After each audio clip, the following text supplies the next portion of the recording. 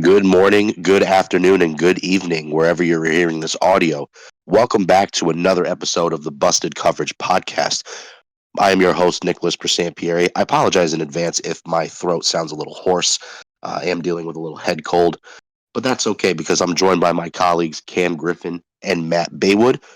Before we get started, we want to just thank you guys for the support as always. Make sure you guys hit that like button, subscribe to the channel. Also, by the way, we are now on Spotify. That's right. We are now on Spotify as well. So if you're not hearing this on YouTube, head on over to Spotify. Just type in Busted Coverage Podcast. That's BUSTD. No E because we don't need it. Busted Coverage Podcast on Spotify. Make sure you follow it there.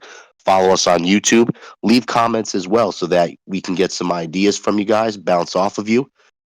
For today's episode, Matt is going to be our moderator, and I'm going to pass it over to him. He's going to talk about the topics that we'll be discussing. So, Matt, take it away. What's going on, guys? Welcome back to another episode. We are going to be talking some baseball today. We haven't brought that in just yet. Being that opening day was on Thursday, we figured that this would be a good opportunity to introduce it to our entourage of sports talks. And we're going to go, we have to cover obviously the Sweet 16 and Elite 8 games. So we will um, be covering March Madness on both sides. And we will, being that the NFL draft is coming up, we will take a stab at our own mock drafts and discuss some of the pro days that we've seen over the past week or so. So just to start off, the Yankees opened up the the series for the MLB against the Brewers. They went 3-0. It doesn't seem like they're looking back from the Soto trade. And the Mets opened up 1-2. So I'm going to lean on Nick for this first question here on his initial thoughts. We got two Yankee fans in the chat here, so let's see your thoughts on early reactions. You can include preseason if you want, but early reactions on the Soto trade.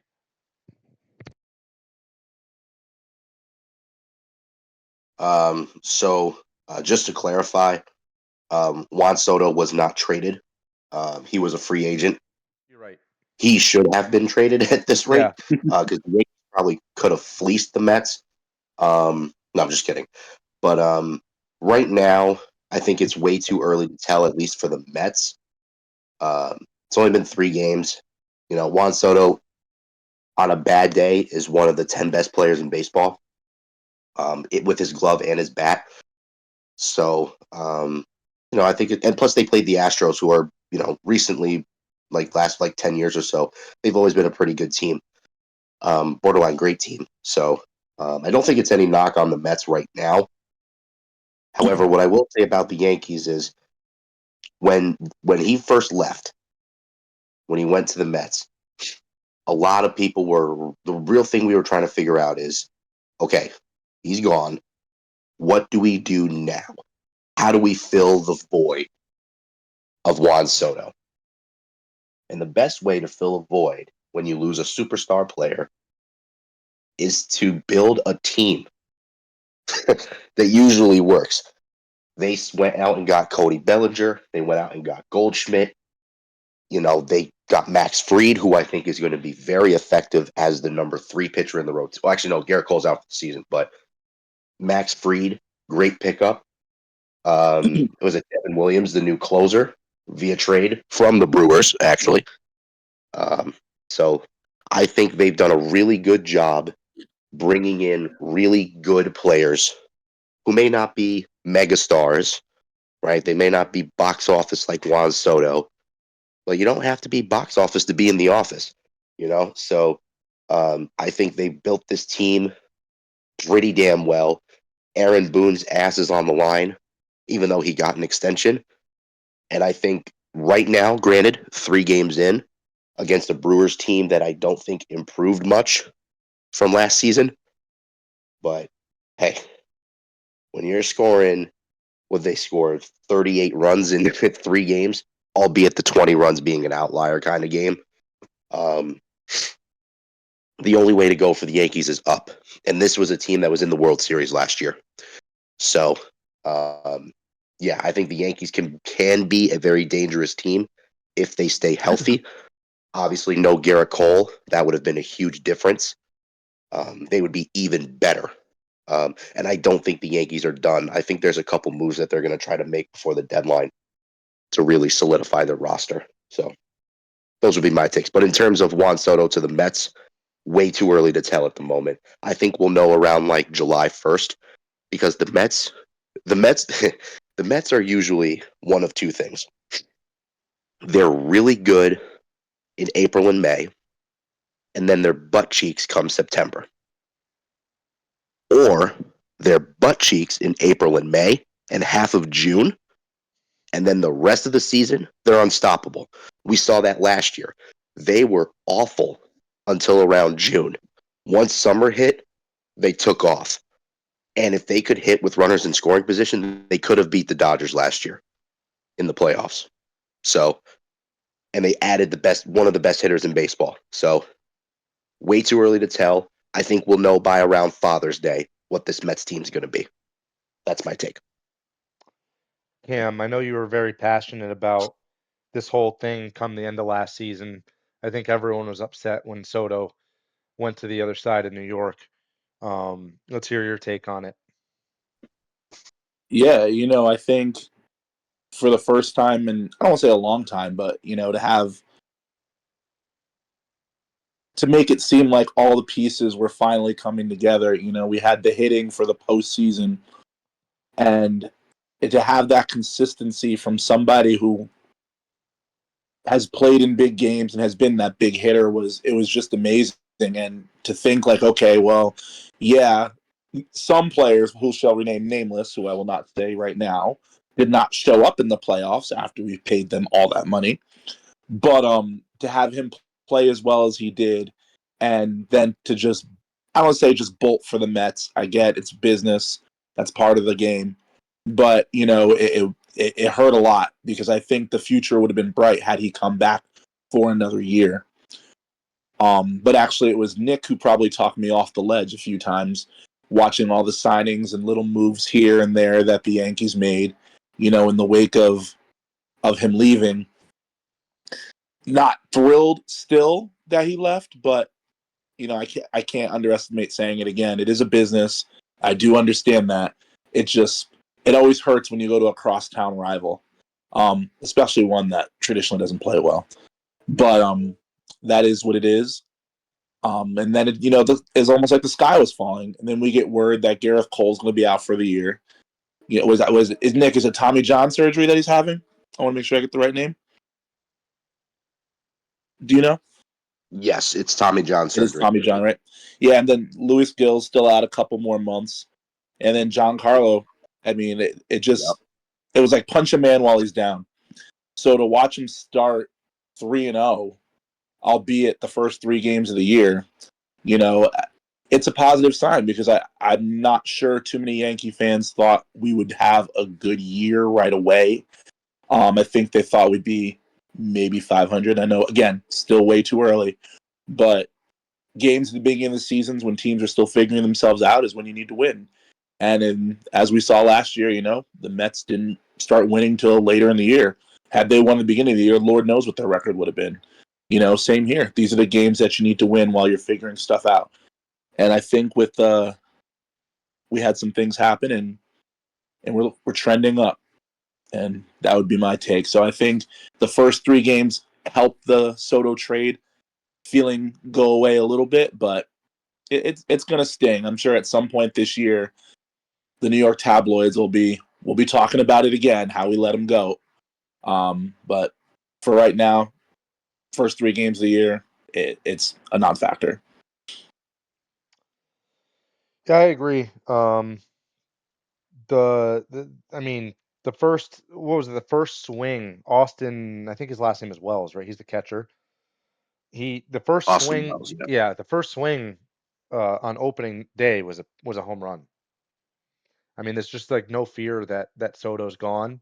They got a young shortstop in Volpe, 23 years old. He also had a homer on opening day. Then they went into, a crazy hitting streak on Friday with 20 runs, 9 of which being home runs. So it doesn't seem like they're hitting shy at the moment. So um, it's good news for the Yankees. And yeah, the Mets last year, I think Otani was their big MVP guy, switch hitter, and they had Lindor, but it doesn't seem like I don't think Otani's there anymore, right? He's with the Dodgers. So Soto was their big. Otani was on the Dodgers last year. He was on the Dodgers. Excuse me, I apologize. Um, Yeah. so it's Soto being there, yeah, that was their big box office move of just to show their pockets are bigger than the Yankees, which is just crazy to say, but it's true. They aren't consistent in the regular season, at least in the beginning or middle of the season, so we won't know for a while. I do have to point out that he did have some errors in the outfield in preseason, but again, that's just nothing to be worried about at this moment. So, staying on the topic of the Yankees transitioned to new bats this offseason. Cam, I guess I'll lead off with you on this one. Do you think that the bat should be inspected after their 20 their 9 home run 20-run game? You know what? In full disclosure to everybody out there, I did not know they were using new bats. I had to look it up before we started this. But I did read up on it, and it is called the Torpedo bat. And it looks like as of 6 hours ago, the league did investigate and did deem the bat legal. So obviously that's great news because we're not going to be looking back at this bat and oh, they were using illegal products. No, the league okayed the bat. So if this is the bats, what using this bat is going to do for the Yankees, then hey, I'm all for it. Um, as long as it's legal. Just a side note, Nick and I were. No, Nick, I don't know if you were with me. Actually, we were at the bar with a bunch of Yankee fans for that Saturday game, and it really was surreal. If this is what the bat is going to do, it's swear every time we turned around, somebody was hitting a home run, or somebody was hitting a base hit, or someone was coming in on RBI. It was crazy. I think what was it like 5-0 in the first quarter, first inning. It was ridiculous. So if this is what the new bats are going to do, which are legal, then I'm all for it. Obviously, it's a equal playing field. Other people can use it too, but like for right now, I'm okay with it. Nick, any thoughts on the new bats? Outgo the Louisville Sluggers, huh? Uh, a very interesting thing about these bats. They were apparently um, designed by a former MIT physicist who is now on the Miami Marlins coaching staff through 2 years of research. So it sounds like this thing was going to happen with these bats. Um, so very interesting. Oh no, actually I lied. He's not on the Yankees have a literal genius MIT physicist on payroll. This is Kevin Smith on Twitter at KJS_4. Shout out to you, sir. Please subscribe to the channel. He invented the torpedo barrel. It brings more wood and mass to where you most often make contact as a hitter. The idea is Mm-hmm. to increase the number of barrels and decrease misses. Hmm. It's pretty technical stuff, actually, when you read into it. Yeah. An Like, unorthodox route. if you can Bachelor's degree in perfect the electrical. science of using a baseball bat and just producing one, and it's within the rules of the MLB, who cares? It's the Yeah. rest of the league's fault for not having this guy do their bats, you know? Who Yeah. cares? I mean, Well, I think So we got it's not like the NFL gives you regulated like yeah, you can't use like stick 'em on your gloves, but I mean, there's new technology coming out. Randy Moss has his own brand of gloves. Those are my personal favorite. I mean, Nike, Adidas, those are the two biggest names in NFL gear these days. So, they're all trying to get the competitive advantage of which glove is stickier. So I guess this is the Yankees' advantage of perfecting the bat. Until others catch up to speed, who cares? Yeah, so it's this guy. His name's Aaron Leanhard, Hardt, Leanhard. Um, he was a former MIT physicist, been working with the Yankees minor league hitting department in 2022. He brought the bat last season when he was the team's lead analyst. Um, Anthony Volpe tried them in games last season. So it looks like like I said, these have been around. Yeah, I think that the But now, Yankees just obviously, launched it as a full team this year. yeah, it says 5 Yankees will use them in games at least early this season, including Cody Bellinger. Hmm. Yeah. So, like I said, I think Cam mentioned, they're legal. This has been in the works for a few years. Let's see, what does it says? It's custom made to player preferences and are designed so that the densest part of the bat is where that particular hitter most often makes contact with the ball. So Mm-hmm. basically, the idea is they're moving the sweet spot on the bat to where the player makes contact with the ball For most that, often, yeah, for that which specific is player, they're insane. That's a customized genius bats idea. for them. Yeah. So as long as there's what is it? Cork. As long as there's whatever amount of cork in the barrel is whatever length, why not move the sweet spot? That's a genius idea. Are you kidding?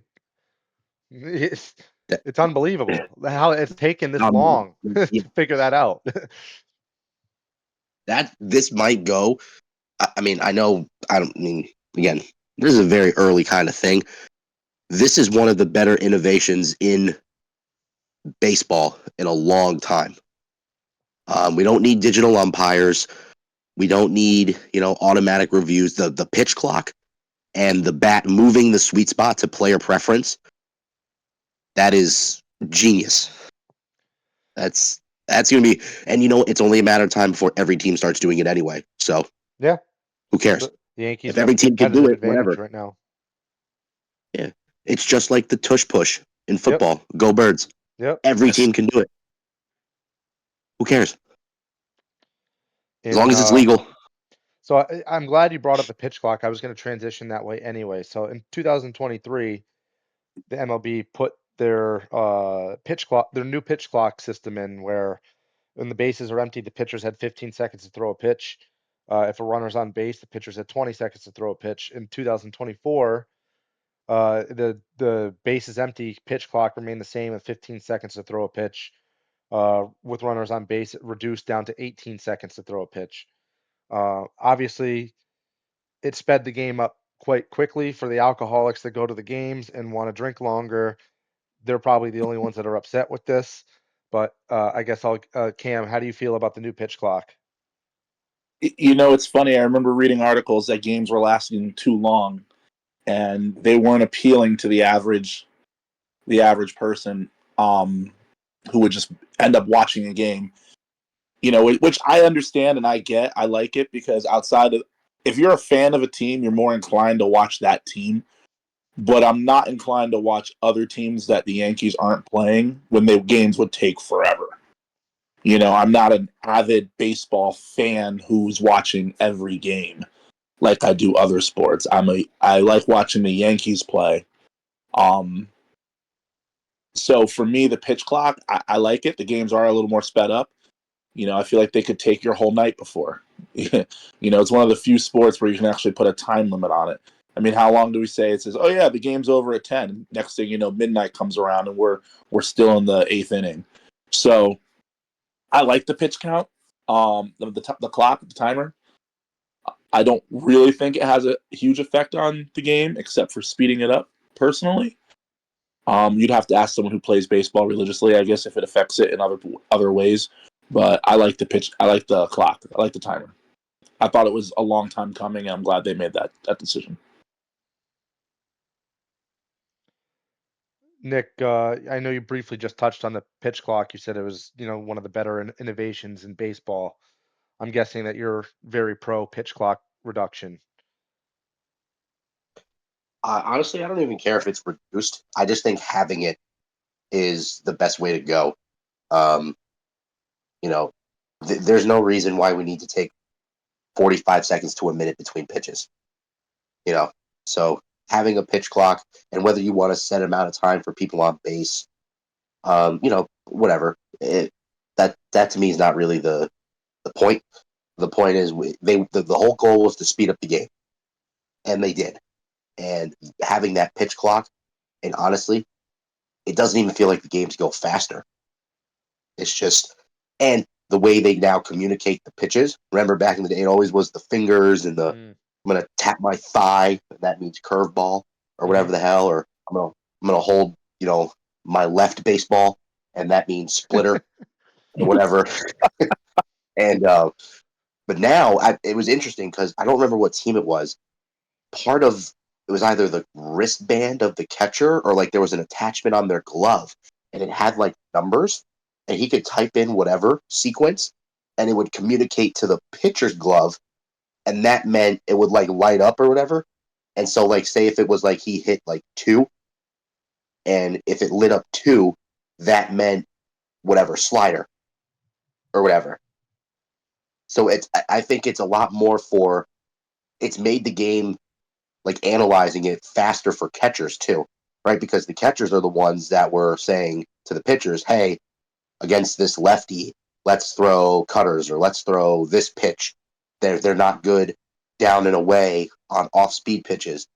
Let's work the change-ups to the outside of the plate." Right?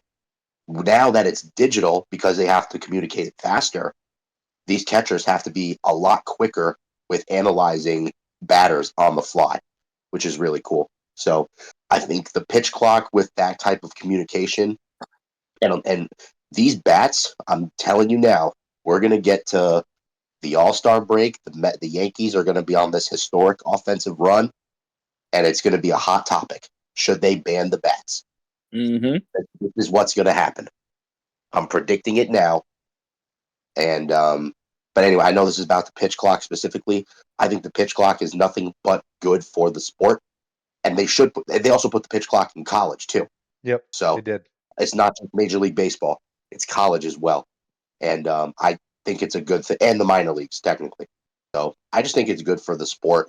Why not make a fast-paced game and make it more exciting for the viewer, whether they're alcoholics or not? Whether they're drunk or tipsy or got hot dog ketchup and mustard around their lips, who cares? Make the game fun. Everybody loved the 90s era because it was a bunch of jacked up steroid guys not only hitting the ball crazy, but they were throwing the ball like crazy too. Pitchers were on the juice, hitters were on the juice. If they're both on the juice, who cares, right? Who's got better juice? That's what it came down to, right? So, I mean, they have to find a way to bring in viewers because viewers equal ratings and ratings equal money. That's the name of the game. And I think the Yankees having these bats, the Yankees are the most valuable sports team in baseball. I believe. I think that's accurate. They're like 8 billion or something like that. Mm-hmm. One of your most historic franchises, most World Series championships. Everybody knows who the New York Yankees are, even if you don't watch sports. They know they wear pinstripes. So why not? Well, This will I become think a the word controversy. is, I think the term is level playing field, like Nick said. Mm-hmm. As long as you have a level playing field, it shouldn't matter. And I would have said if it was over the summer and this was the first time they were using these bats, I think you may have an argument. But as Nick, as you said before, and you read, they used the bat last year. We're Mm-hmm. just seeing more people use it this year. So I think if the teams in the league were going to say something, the Yankees are just going to point out that, well, we used the bat last year and nobody said anything. Why are you saying something this year? We're just having more players use it. So I think it's up to some of these other teams. Hey, go to MIT, go find someone to design your own bat, and call it a day. Because that's the direction we're going. It's 2025. We're not using the same equipment we were using back in 1912. It's all different now. So I'm with Nick. I think there's going to be an outrage, but there's really nothing you can do about it. It's a legal bat, and you didn't say anything last year. You're just saying stuff this year. Yeah. On the back to the pitch clock topic, it does feel like the games are faster. I mean, like Cam had mentioned before, it's like you could watch baseball and be on the same game for 5 hours in normal inning settings, like just 9 innings. Forget extra innings, then you could be there for 6, 7 hours. It's crazy. Hmm. I remember there was a couple playoff games that I watched when I was a kid, and I was just like falling asleep through the end of it because the game starts at like 6 o'clock and it's not done till after midnight. It's just like, well, this is supposed to be over hours ago, but now we're in like inning 15, and it's there's a guy leading off on second base, and the pitcher keeps throwing it to trying to throw him out. Uh, it's it's it, it, it's better the way it is now, for sure. Yeah. It makes it more strategic where the pitcher, you don't get as much of a cool down time. It's more impressive when there's a no-hitter game or damn near perfect game, because I mean they're firing off pitches at a speed that they're not technically they're used to at this point because it's been implemented for 2 years. But prior to that, it's just like they could take basically as much rest as they wanted in between. So I'm glad that they implemented a clock, and it seems to be working well. The only fans that I've heard complain are the ones that can't buy their beers.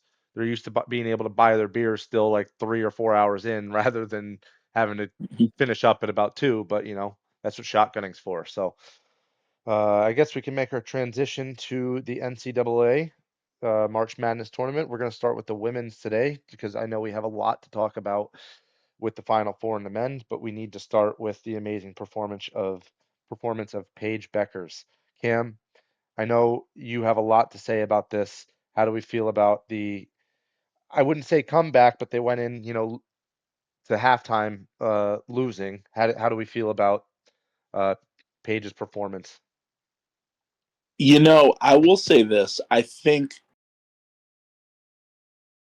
Well, you know what? Let me think. When's the last time we talked about women's basketball? Had Juju gotten hurt yet? No, Do we I know? want I want to bring that up next. Because I'm going to kind of flow into that a little bit because I Go think ahead.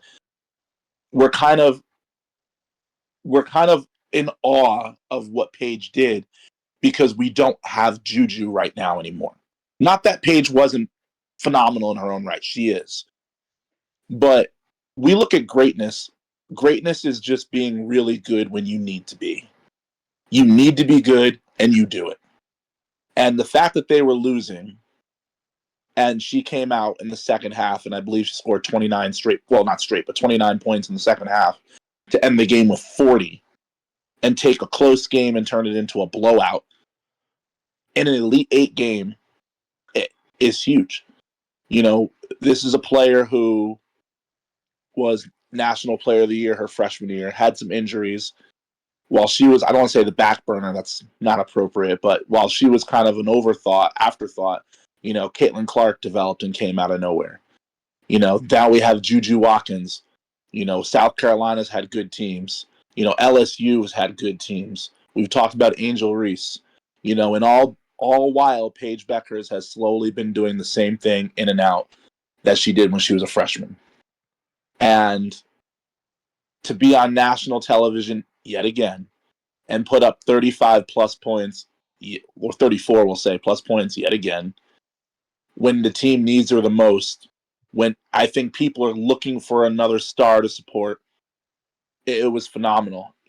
Shout out to Oklahoma, great team, number one female player coming in next year. They're going to be right back where they were, but Paige Buckets, as Nick calls her, in general, I think she's trademarked the name too. Phenomenal, absolutely amazing performance, being great when you need it to be. Yeah, I didn't want to, take away from Paige's performance because I was going to lead into the fact that uh, we are getting the USC UConn matchup that we wanted, but it was going to be minus Juju, unfortunately.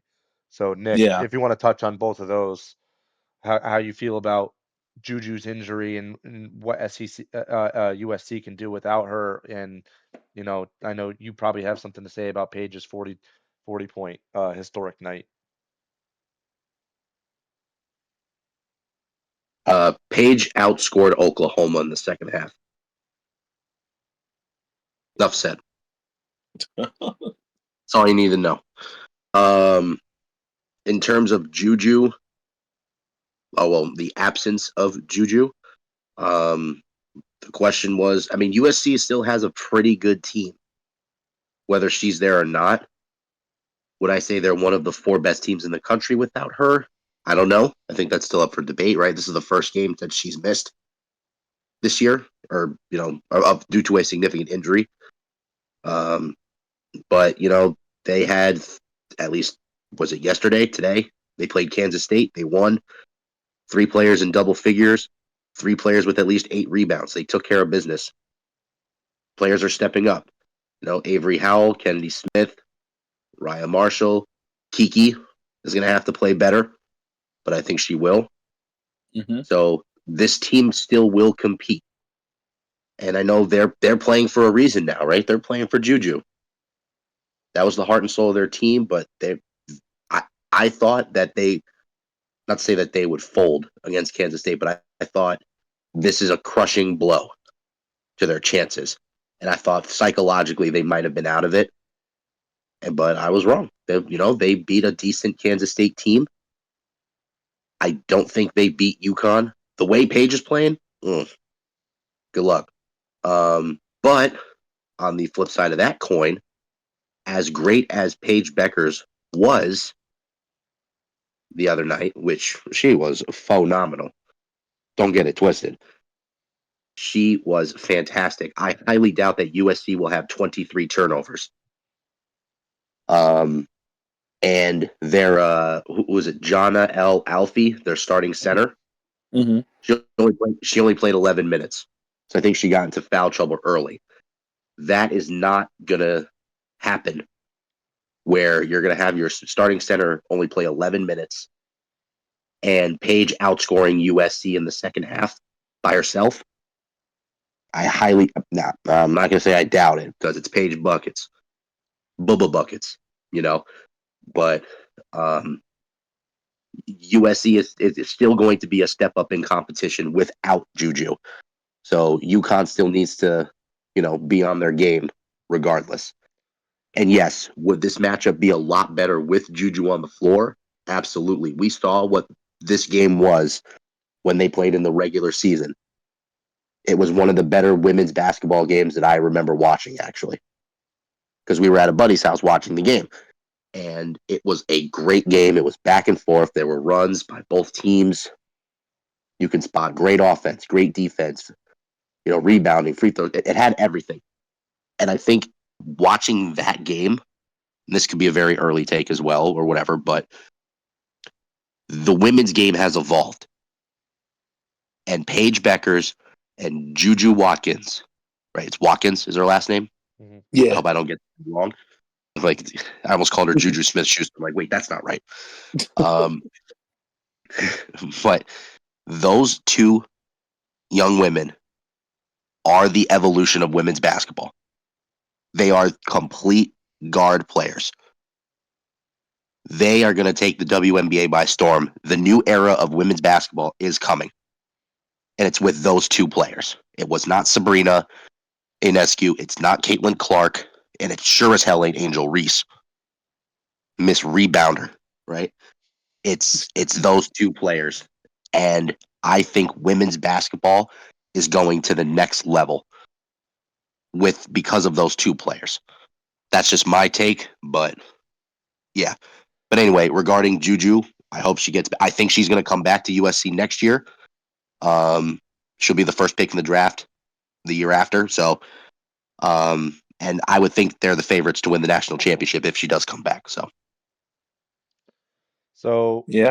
just to touch on this briefly, yeah, we wanted to see the Page Juju matchup again because it was phenomenal in the regular season. However, I still think it's going to be a good game. In my opinion, it's going to come down to the free throw line. Unless UConn just starts obliterating off the start, I think USC has the weapons to stay in the game. As long as they get to the free throw line, as long as they shot about 68% against Kansas State. It got them by, but they probably need to shoot probably upwards of 78 to 80% in order to get past UConn. I mean, it's just they're both great teams. So, and it's crazy to say that the UConn women's team was a number 2. That just goes to show how much better the women's, like we were looking for, after Caitlin Clark and Angel Reese went to the league, who was going to be that next big rivalry, and it seemed like it was going to be Paige and Juju because of, the arguably two of the best. Either of them could have been player of the year. So, Cam, did you want to touch on this again, or are we good to move Yeah, on? I think watching the game and then reading up on some of it, I think we need to not we, but I think it was Mississippi State team that they played. They're getting a lot of hate saying it was a dirty play.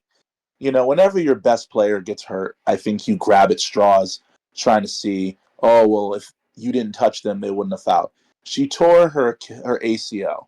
It's a non-contact injury.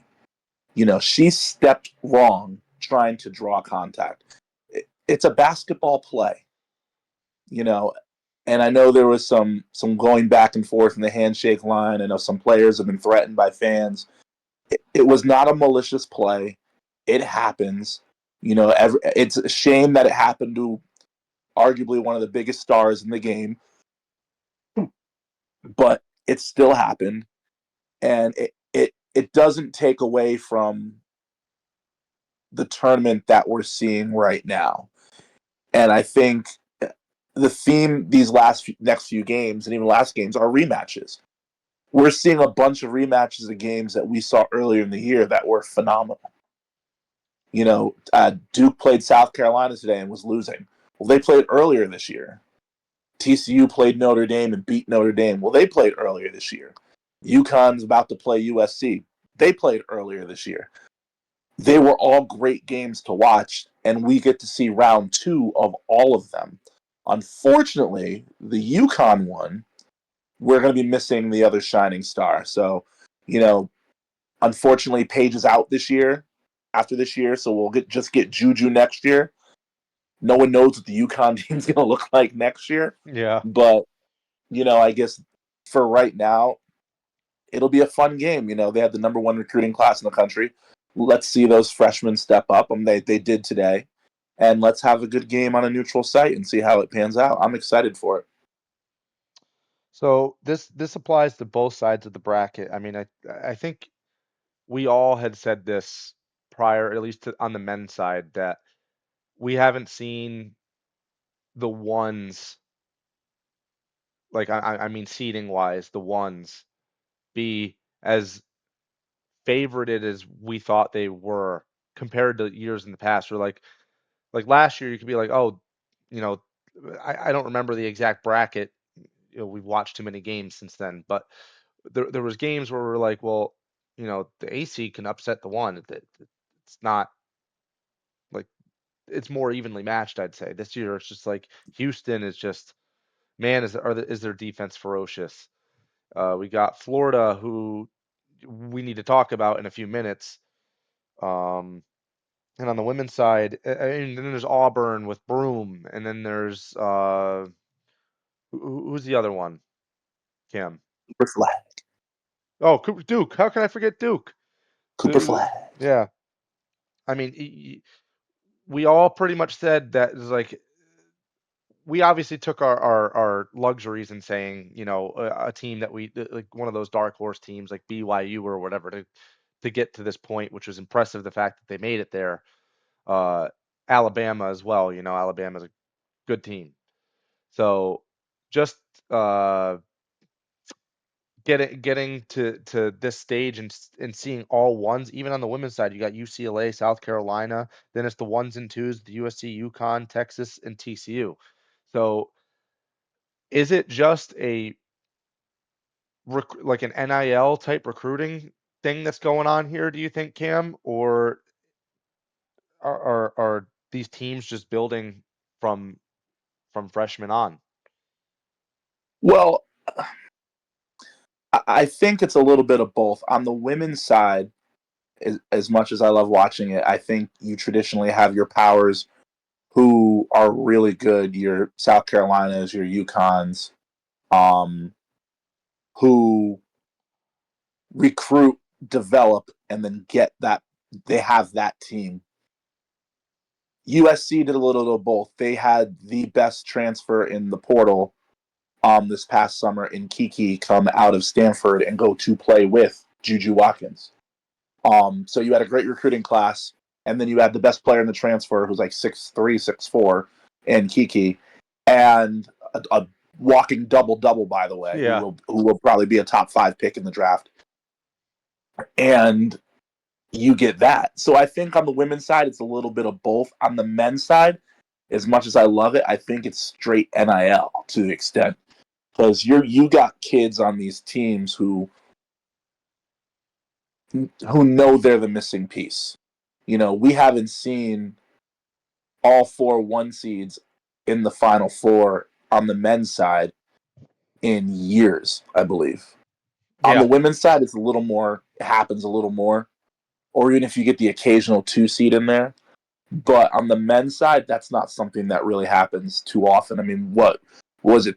3 years ago, Purdue lost as a 16 to a 1.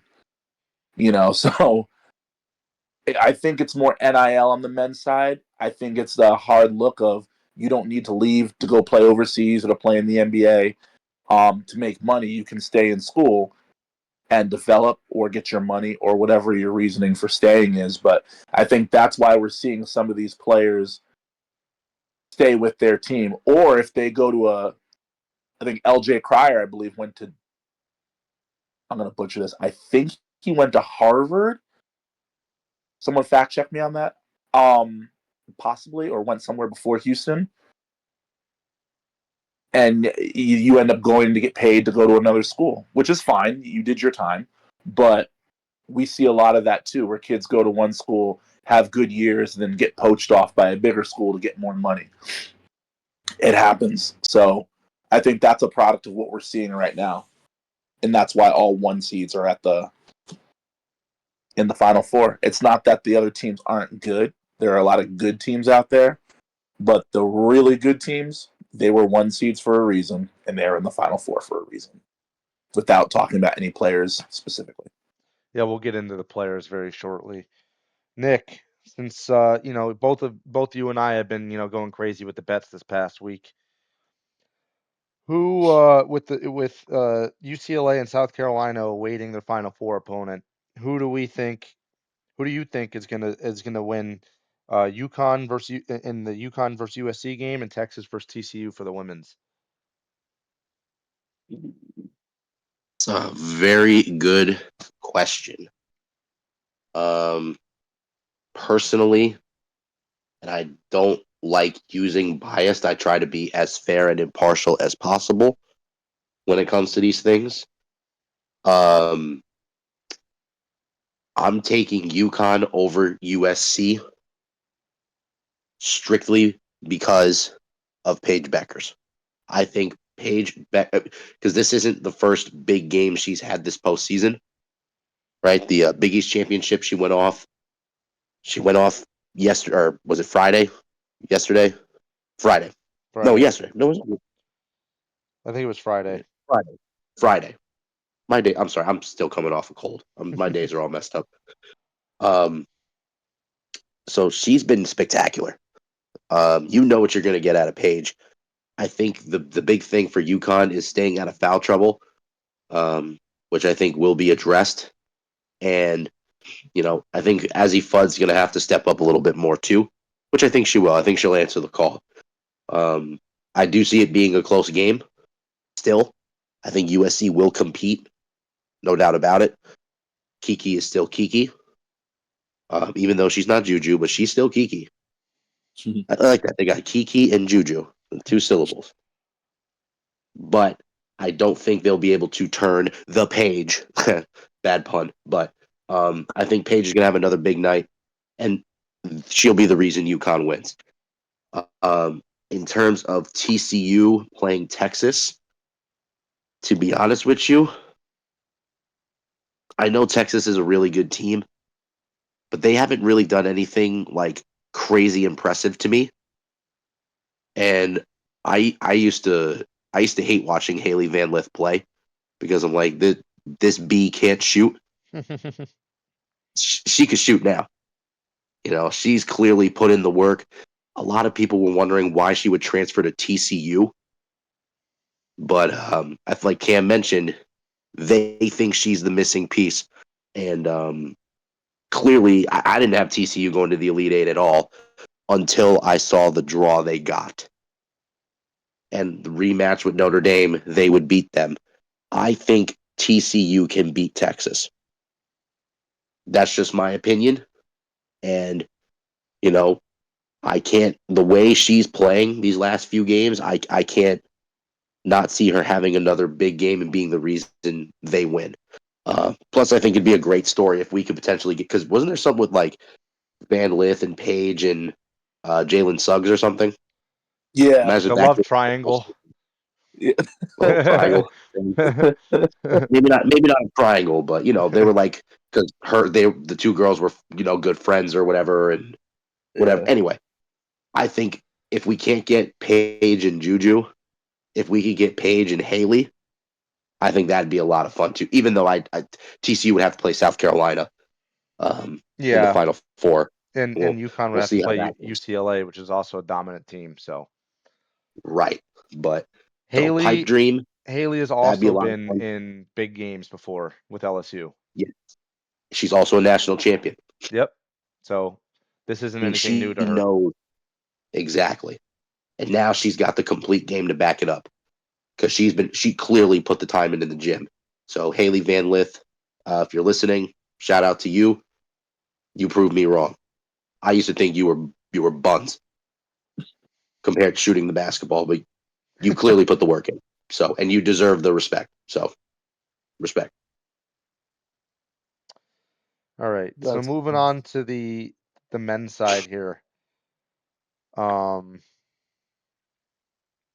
so last week we obviously saw the Florida UConn game where it was a little bit closer than it should have been in terms of Florida's UConn played a great game, just putting it out there, but it made Florida look beatable.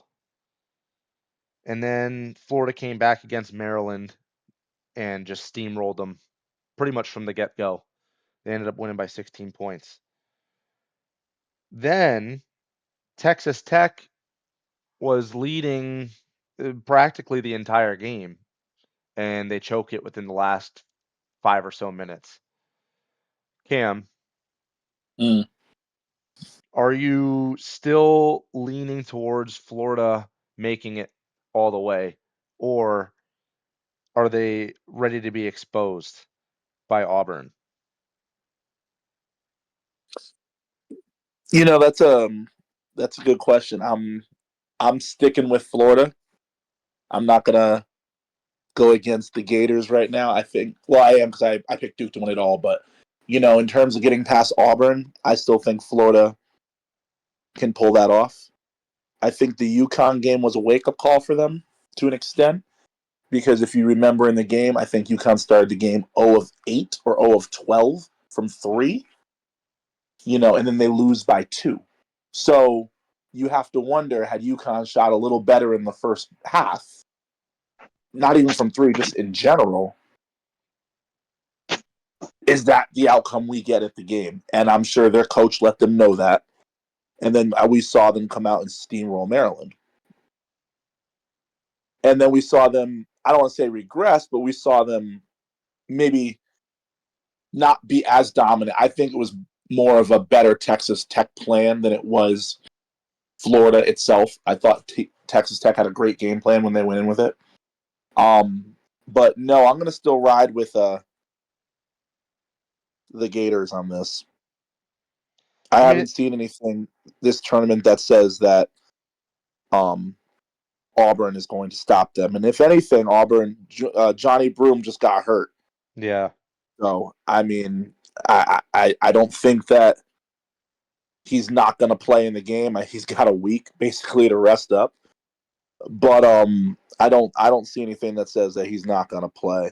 And they already beat Auburn by a few points earlier this year, so again, rematch is the theme at this time of year. So I'm staying with Florida over Auburn. I mean, he was the SEC Player of the Year this year was Johnny Broome, Yeah. so they need him for sure. It's going to be a good Mm-hmm. matchup. Moving on. I mean, Nick, I'm going to get your take on that in just a minute, but Cam, I guess while we're doing picks over here, I know you got Duke going all the way, so I guess it's we don't even need to discuss that side for you. Oh no, we always do. We Yeah, always yeah, do. yeah, of course. But Um. I mean the matchups here, it could go either way no matter what. I mean, we think that Duke, obviously because Duke is healthy now, we got a little bit of a jump scare before the tournament started with Cooper Flag being injured and being lugged off the court like he Mhm. just had like an ankle break or something. And then he comes back. I think he missed one game, which is against North Carolina. We all talked about the lane violation. And Mhm. then now he's just rising and shining in the finals here. Do you think who do you think as of now would be the MVP of the tournament? Because Um. Johnny Broome has been phenomenal. Walter Clayton has showed up when it mattered, and so has Cooper Flag. Although Proctor has been coming along the way with him. So who do you think's got it? So at this moment in time, I think because the hype is so big around Cooper Flag that kind of outshines everybody else because everybody's waiting for him to slip up. And we watched. I know it was 2 games ago, but we watched him put on a show against Arizona. We watched Caleb Love put on a show against Duke. And what we were watching was stars go back and forth at each other. And we were watching, in essence, this senior in high school, and I can't stop saying this enough. This kid should be a senior in high school. And he had 30 plus points in an elimination game against a kid who just hates your school and use that stage. Caleb Love's draft stock will go up because of that game. Cooper Flag did exactly what we all hoped he would do in the biggest game of the year to that point. And I think that's sealed player of the year for him. I know Con Knipple had a great game last game, but we all still talked about, I think, the 16 points Cooper Flag had and 8 rebounds or something like that. So I think it's his award to lose unless he just goes out and lays an egg. I think it's his award. I don't think anyone's really talking about Auburn, to be honest with you. I think we're looking at it as, well, we picked them to go to the Final Four. We hope they win, but their road's really not going to be that hard. Even against Michigan State, they were up double digits until Johnny Broome got hurt. So we looked at it. We didn't really look at their path as difficult. So we kind of pushed it off. Houston, we looked at a little bit like, oh, it could go either way.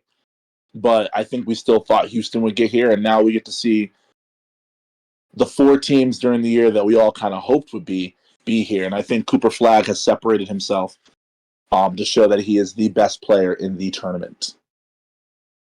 So, side note, I want to say that, of our brackets that we did, Nick and I are 15 out of 16 picks correct. So, on our Elite 8 teams, 7 and 8 for him, 8 and 8 for me. So we know what we're talking about. And I did not do a bracket, so we're You not can ride our talking down to me. coattails. I do the individual bets, which I will be ranting about shortly because I have a lot to say about one or two particular teams. Nick, it's the clash of the Titans here. I mean, with the 4 1 seeds clashing off in the final 4, and it's going to be a guaranteed 1 seed in the championship. So, Nick, of the 2 games, Florida versus Auburn, are you sticking with Florida? Yes. Is that your sick explanation? You're just gonna the one word answer it? It's just yes? Yes. Well, no, I have a 2-word explanation. Oh, what's that? Hell yes. Walter Clayton. All right. And do you think it depends on if Johnny Broom plays, or it's yes regardless? So, what I think about Cam makes a very good point. It's very difficult to beat a team multiple times in the same season, right? Let me check Florida's schedule real quick before I start talking out of my bootay. Um,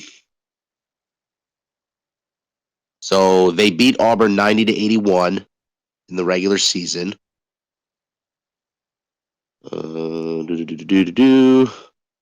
Yep, February 8th, 90-81. Clayton, 19 points, 9 assists. So actually, they only played Auburn one time this year. Mm-hmm. Because they didn't play him in the conference, right? No. No, they did not. Um, no, yeah, because in the conference they played Missouri, Alabama, Tennessee. 95 points scored, 104 points scored, 86 points scored. Walter Clayton Jr. has led their team in scoring. I believe we're now at 7 games in a row. Is that Mm-hmm. accurate? Let me Mm-hmm. see. Yeah, Ole Miss at 23, 18, 22, 22. He had 30 the other night. He's the reason they beat Texas Tech. He's the reason they beat UConn. They go where he goes, and he goes to the bucket. He's a walking bucket. The thing with Auburn, I don't know how they match up with Florida because Florida's bigs could also score from the perimeter. And if Broom it's a leg injury, right, for Broom, like he's dealing with something like that. And Nah, he was holding his uh, arm during the game. elbow. Yeah. Elbow. Oh, it's elbow. Yeah, All he right. fell Well, down on his wrist real bad. So it might have been they like a are, shock that went through his tendon or something. so if I'm Florida, I'm going right at him from the perimeter. He's going to have to play end to end all game long because Florida's bigs can score from the outside.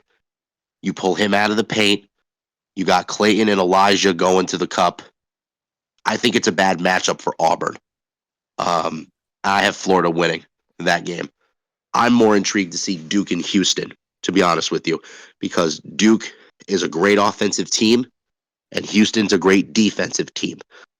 That's the matchup I want to see. I want to see Cooper Flag with this pressure that Houston can create in the half court. And to me, I'm not going to say that whoever wins this Houston Duke game wins it all, but I whoever wins this Houston Duke game might win it all because that's going to be the grinder game to me. Even though I picked Florida to win it all against Duke, that was my pick. Actually, no, I lied. I picked Tennessee, but we'll get into that. Um, Yes, I have but a lot to say about that. I think Florida, to me, I just think it's their year, man. You know, I just think it's their year. And my most outstanding player of the tournament is Walter Clayton. The reason being, they're out in the second round. If he doesn't show up in the second half of UConn, Hmm. Mm. they're out in the Sweet 16, or excuse me, the Elite Eight. If he doesn't drop 30 points against Texas Tech, they get blown out. Whereas Cooper Flag had 16 points the other night. Granted, Cooper Flag's the most talented player, but if he didn't play against Alabama, they still win by 4.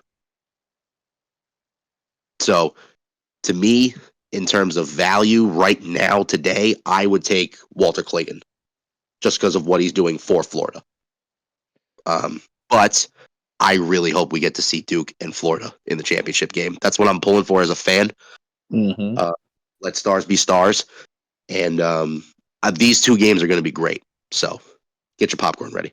I mean, this is going to be the first big test for Cooper Flag and Duke with Houston's defense being what it is. I mean, they're just absolutely relentless. We saw it today in the first half of the game versus Tennessee. It was just it's fascinating to see this level of defense in a college basketball game. As for Walter Clayton, yeah, I mean he shows up when it matters, and this is when it matters. So Florida's favored only by 2.5 points right now. I think Nick, you and I better log into DraftKings while we speak right now and lock that in. Um, because I agree. I really think that, Florida's just finding ways to win no matter how much they're down. We saw them come back uh, versus Texas Tech, and that was all I needed to see because we saw it against UConn, who wasn't supposed to win. It was a little bit more. Texas Tech wasn't supposed. I think they were. It was what, 5.5. I thought. What we thought that. What did we bet, Nick? That Florida was going to win by 5.5, or that Texas Tech? Oh no, that was the Well, that I that that was the that was sorry, that was Texas Tech Arkansas. Texas Tech correct. squeaked by in that game. We thought that they were going to cover by 5.5. Florida, I thought that they were just going to steamroll through Texas Tech just because I thought they got their legs back under them after the UConn game when they beat Maryland. I'm like, oh, here we go. They're Mhm. on a roll. And then Yeah. obviously Texas Tech showed up and they had the game plan perfect against Florida. And Walter Clayton shows up in the biggest moment and and seals the deal. So I think that there's nothing that's going to stop Florida from getting there. Walter Clayton will find a way to do it. He is the Michael Jordan to their team. Not to say that he's Michael Jordan yet. That's a lot of pressure, but I'm just saying the I was about to aura, say that. the aura of that killer mentality. Like, let's just say, the reason why I say Michael Jordan is because Michael Jordan and like a Kobe would get it done. LeBron, you might see him shrink. If you're going to compare him to any great, it's going to be him in that moment. So I'm logging in to lock that Yeah. in right So now. Friday when Florida played Texas Tech, I put the bet in late. I was trying to get Florida at 4.5, and the line moved on me as I was putting it in to 5.5. Yep, And that's then, of what. course, Florida wins by 5. So I lose the bet. I was going to take, the plan was Florida and Duke, both at -4.5 as a parlay. That was the original plan. But of course, it didn't work out that way. But that's fine. At the end of the day, they both won. The top two players did what they needed to do. And I really, really hope we get Walter and Cooper in the championship. Going to be one of the better championship games we've had in a while. So, I put going to be a lot 50 of on. fun. I put 50 on Florida -2.5. Wow. Big baller out here. All right, Cam, did you want to Who's address anything else? excited? 'Cause I know you went first, so you might have some rebuttal here. If you, I know we both kind of disagreed with your Cooper Flag take, so I'll give you the chance to reply before we move on. No. I've if you go back and listen to the other shows, I've been singing Walter Clayton's praises all tournament. So I have nothing negative to say about it. I think it's a coin flip. I think because of the expectation level that we all have on Cooper Flag and that he's carrying with Duke, I think he is the most outstanding player. Now, if all things were even, and let's say it was anybody else outside of Cooper Flag, I think Walter Clayton would get the award, and I think it would be hands down. But because he's going up against Cooper Flag for this, and we just saw in a huge rematch game him drop 30 points, pulling out pro moves, I think that is the difference maker. We're not looking at Walter Clayton doing the same thing. Now, you read the articles on him, he's shooting threes like Steph Curry. They're comparing his quick release to that, not the accuracy or the volume, but the release. And I don't think you can go wrong either way. I would be happy with either one of them winning it. If somebody else wins it, it would only be because they upset one of those teams and had a great game. But I'm with you guys. I have Florida Duke in the finals. I've not seen anything to show me that it won't be Florida Duke, but it's just an exciting tournament. It's gonna be a great Final Four. All right, so we'll move on to the Houston versus Tennessee game because that just wrapped up a couple hours ago. I'm going to go on a mini rant here, or at least I'll just rattle off some stats before I lead with you, Nick. Tennessee in the first half, 15 points. We got them shooting 17.2% from three. And just to put the volume out there, that means they shot 5 shots. They made 5 baskets out of 29 3-point shots. They were 75% from the free throw line. However, Mashak went 0 for 4 from the line in crucial moments when they were about to cut the lead down to 7. What happened, Nick?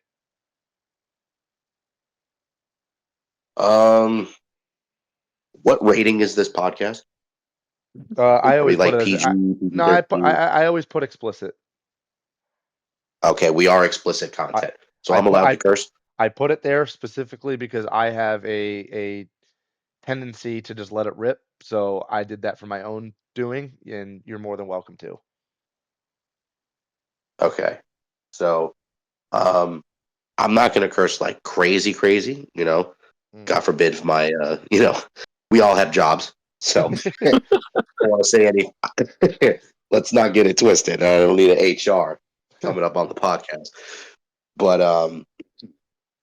for a lack of better terms, um, Tennessee took a piss, as they say in England.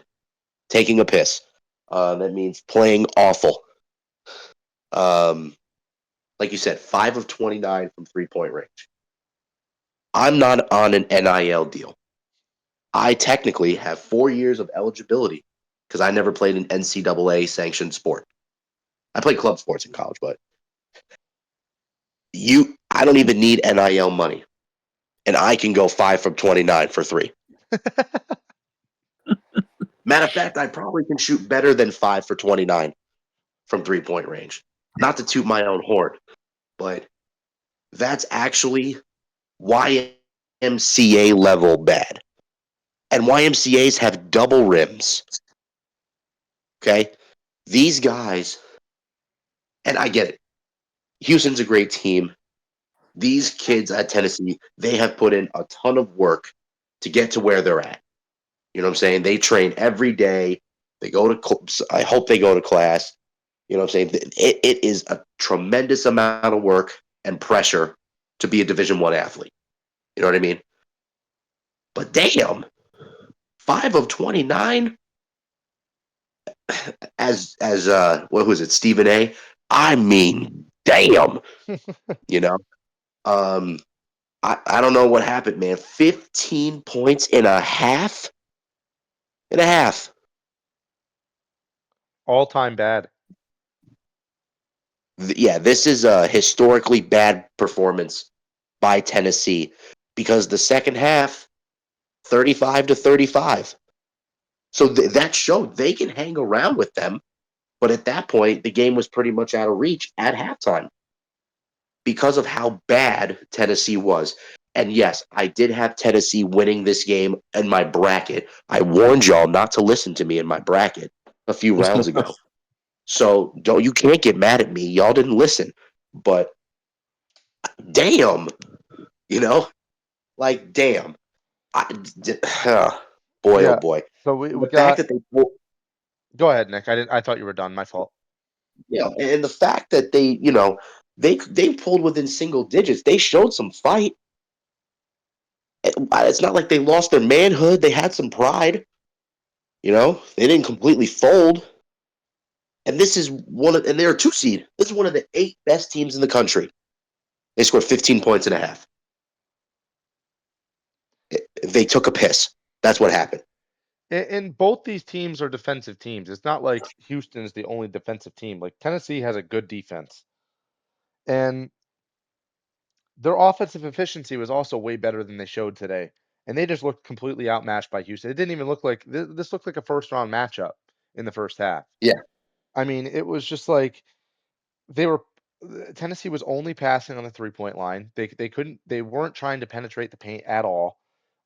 When they did, they just lose the ball. They just get it stripped like taking candy from a baby. And then anytime they jack up a three, it's just a brick or an air ball. It's just like I think the first shot of the game was an air ball. That might have been on Houston, Yes, but it was. still, either way, it was an air ball. You got Ziegler, their primary ball handler, 1 for 6 from 3-point line, 1 from 9 just in field goals. That's a horrible percentage. They shot 28% field goal percentage, 17% from 3. That is just you can't win when Houston's shooting 42% from the field and 36% from 3, and you still manage to come within 7 points. I mean, you're lucky you got that far because by just the percentages, Mhm. it should have been like a 40-point loss. Yeah. Cam, I And know we kind Houston of did went. exactly what. I'm sorry. I No, go just ahead. want to make Go one ahead. last point. Yeah, go ahead. Houston did exactly what we thought they were going to do. They were Mm-hmm. going to play defense, and this wasn't an uncharacteristic Houston game, you know. Mm-mm. And the fact that what was the final score? Houston had what 60 something points. 69 to 69. 50. Tennessee held them under 70. That gives them a chance to win, right? Yep. Not today. So when I was doing my research for picks, I'm like, I think the opening over was 123 and a half. I didn't catch it at that. I caught it at 124 and a half. Nick, I don't know if you caught it at that. I believe you did. If not, it was 125 and a half because it did raise. I'm like, both of these teams can score 65. However, Yeah, I was also eyeing up the Tennessee under 60 and a half because of Houston's defense, but I'm like, knowing me, I'll get burned on that, trying to take something fancy like that. Tennessee proceeds to, so I just took the over. Tennessee proceeds to put up probably like they looked like me out there at 6:30 in the morning at open gym, jacking up threes like that and just bricking them like crazy. I mean, even I know when to stop shooting the three. Like at least just drive to the hoop, get the foul, and get. I mean, your free throw percentage was 75%. They were in the bonus within like with 10 minutes left in the second half. Just keep driving to the hoop. They're playing aggressive defense. The refs are going to call fouls if they're going for blocks all the time. I just think it was just they were overwhelmed from the start. Cam, I kind of want to hear what you have to say about it, but I'm not sure if you had Tennessee. I know we expected Houston to win, but we didn't expect it to be like that, where it was just absolute a defensive annihilation in the first half. You know, I told Nick coming into the game, we were at the bar the other night, and I told him, I said, I don't think it's going to be close. I think Houston's going to win because multiple reasons. I said, Kai Ziegler is undersized Very. at 5'9" point guard. He's undersized, and he won't be able to see over the pressure that's going to come his way. Now, very good player, but I just did not believe that Tennessee was going to handle the Houston pressure. So the final score being a 19-point difference did not surprise me. But I was surprised at how poorly Tennessee did play. I thought their shot selection was terrible.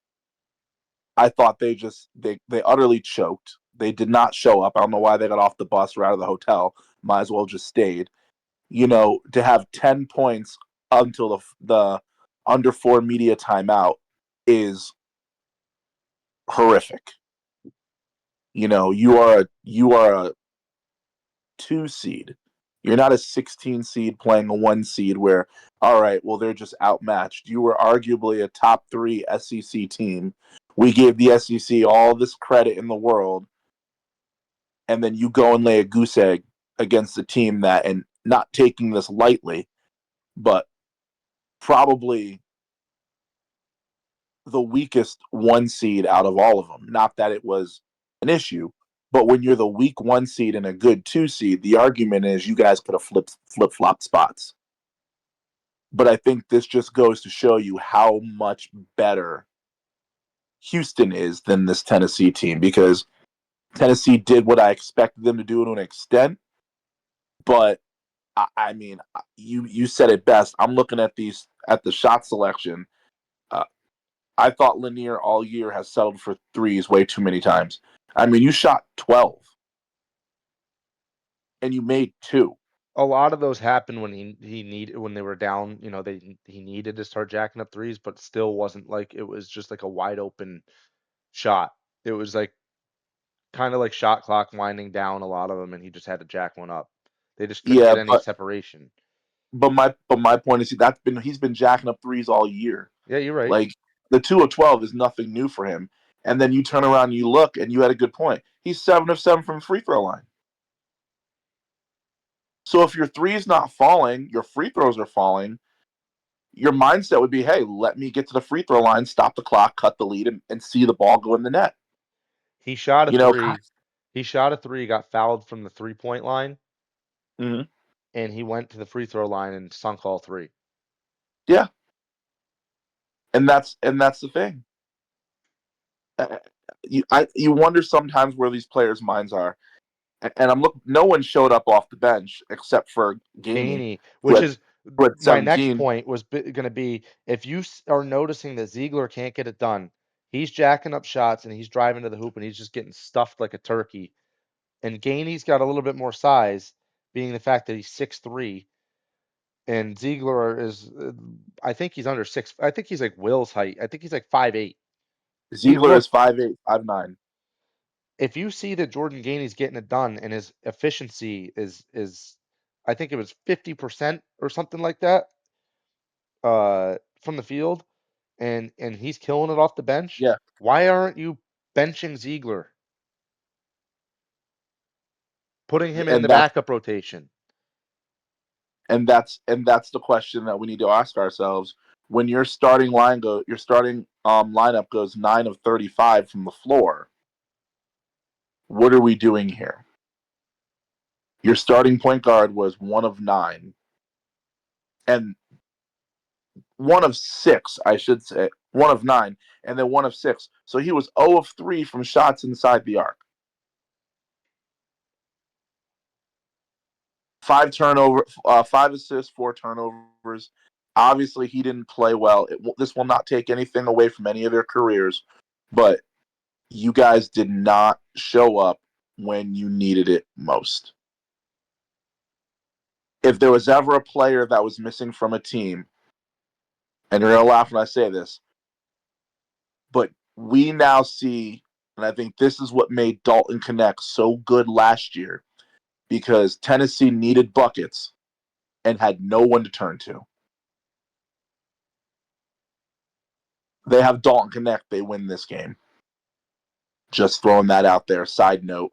Yeah, he would, or at least they would have been in it. Yeah. Well, I think that the 6'7", 6'8" wing player who can go get his shot, who has deep range. Dalton Connect's not going 2 of 12 from 3 in the biggest game of the year. Dalton Connect That's has not no going to happen. fear. Yeah, that's not going to happen. And I think that's what they were missing in this game. Gainey played great, not taking anything away from him. Lanier got his points, awful, but he got his points on 4 of 18 shooting. Can't even look at that seriously. But he got his points. But I was not impressed with this Tennessee team. But like I said earlier in the week, this is not something I didn't see coming. I thought they had moments all year where they were undisciplined, and they looked like this could happen. I think this is their season low in points. But no, I was never high on Tennessee to get to a Final Four for reasons just like this. I said before, I don't trust some of their players. I don't think they can handle pressure. And as much as I love Rick Barnes, I don't think he did a great coaching job today. I think they lost in every aspect of the game. So I guess another disappointment, because I brought up Tennessee first, obviously, because I was very passionate about my betting pick. Mm-hmm. And then just watching the game was super frustrating. I had a similar emotion last night in the Alabama Duke game, because we have this offensive powerhouse who practically averages 92 points a game, which is crazy for college basketball. And they practically just lay a goose egg, almost a similar half as Tennessee did. They scored a bit more in the first half, but definitely the first 10 minutes were not good for Alabama. Mark Sears, another 2 for 12 guy. It wasn't high volume from three. He only shot 5 3-point shots, but just from the field, if you're shooting that high volume of shots and you're not seeing them sink, it's time to look elsewhere because some other players on your team had a higher efficiency. When you're looking at uh, the rest of the team, I mean, from the 3-point arc, they all didn't shoot very well. I think the only one was Laberon. But how do we feel Alabama? Like, did Nick, did you feel underwhelmed by Alabama, or did you feel like Duke was just that good of a team? I just thought uh, it was a matchup wise. I just think Duke had all the answers. It's hard to for an Alabama team that's built like that to play against that Duke team. Uh, so I don't know. It just felt like it was inevitable for Duke to beat them, just from a matchup standpoint. And also Alabama kind of was living by the three, and if you live by the three, you die by the three. They the previous game against BYU, I believe they made 25 3-pointers, which is the most in an NCAA tournament game of all time. So if they didn't make 25 threes against Duke, they weren't going to win the game. Um, how many threes did they make? Do we know? They made How they 8, Eight, made eight. Eight of what? 8 of 32. 32, There you go. So they 20, went from 25%. so they shot 25% from 3-point range against a team of Duke's caliber. And they were open shots, a lot of them. Yeah, they had a bad shooting night. It is what it is. You know, they shot 35% overall.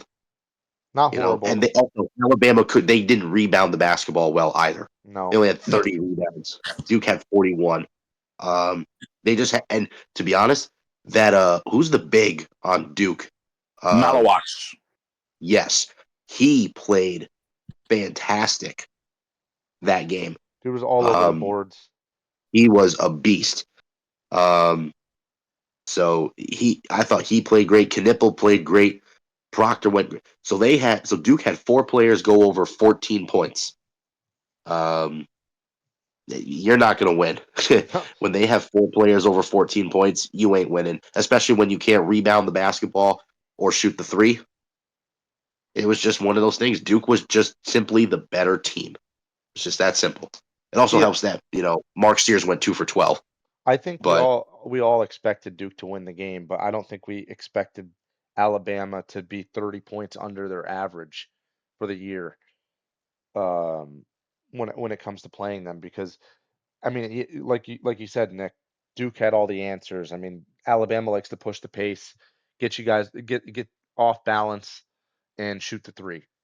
And Duke's like, well, we could push the pace and we could shoot the three because they shot damn near 50% from three. They didn't shoot a high volume by any means. They're more of a paint shooting team, but they're like, we could push the pace too. We're going to tire you out. You're not going to have enough energy to shoot the three. And it looked like that again. It looked like in the beginning of the game, it looked like a round one matchup. And I don't know if it's just Duke being that good or if it's just uh, you know, Alabama not showing up. Cam, what do you think? well, I wouldn't. Oh, sorry. Nick, well, finish your thought. I'll go after. I was going to say I don't think it was Alabama not completely showing up. It was a single-digit game at halftime. So I thought they did some good things in the first half. Second half you know, they just didn't play well. So Yeah, I think very rarely do teams shoot lights out from 3 and then come back and do it the following game. So I think people out there expecting Alabama to shoot that well again from 3 was not going to happen. I didn't expect that. yeah, I do feel if you're Alabama, you got some soul searching to do. I believe, what was it, last year or the year before, you were in the Final Four. This is a team where these players came back to try and do something special. Mark Sears is a household name that we were all talking about. Grant Nelson dunked on Donovan Clingan a few years ago. These were players that we watched play and come back. specifically to get to a Final Four, and then to play the way they played against a team that does not have as much experience as them. I think that is where I think the the the blowout, so to speak, came from. I thought Duke had an excellent game plan. We saw Alabama jack up threes and miss, but Duke did not do that. They got the rebound, worked it inside, and made a 2-pointer. Then next thing you know, Alabama's missed 4 or 5 threes in a row. Duke made 4 layups in a row, and Duke's +8 now. They didn't settle for threes. Like you said, they only took 13. This is a Duke team in general that jacks up a lot of threes when you think of Knipple. You think of Gillis coming off the bench, Evans, James. Like, those are people who are putting up a lot of 3-point attempts in a game, and they all downplayed it, played really good defense on Mark Sears, and that was the difference in the game. Duke The fact that focused they on didn't, efficiency. yeah, they did what they could do. They didn't freak out like we need to shoot a 3 because they're shooting a 3, or they made a 3. They let it ride. They stuck to their game plan, and they got separation. And we're all here again in the country like, well, what the hell happened to Alabama? They had arguably, we were at the beginning of the year talking about Mark Sears as a player of the year candidate. Grant Nelson might be one of the best big guys in the country. Him and his little porn stash.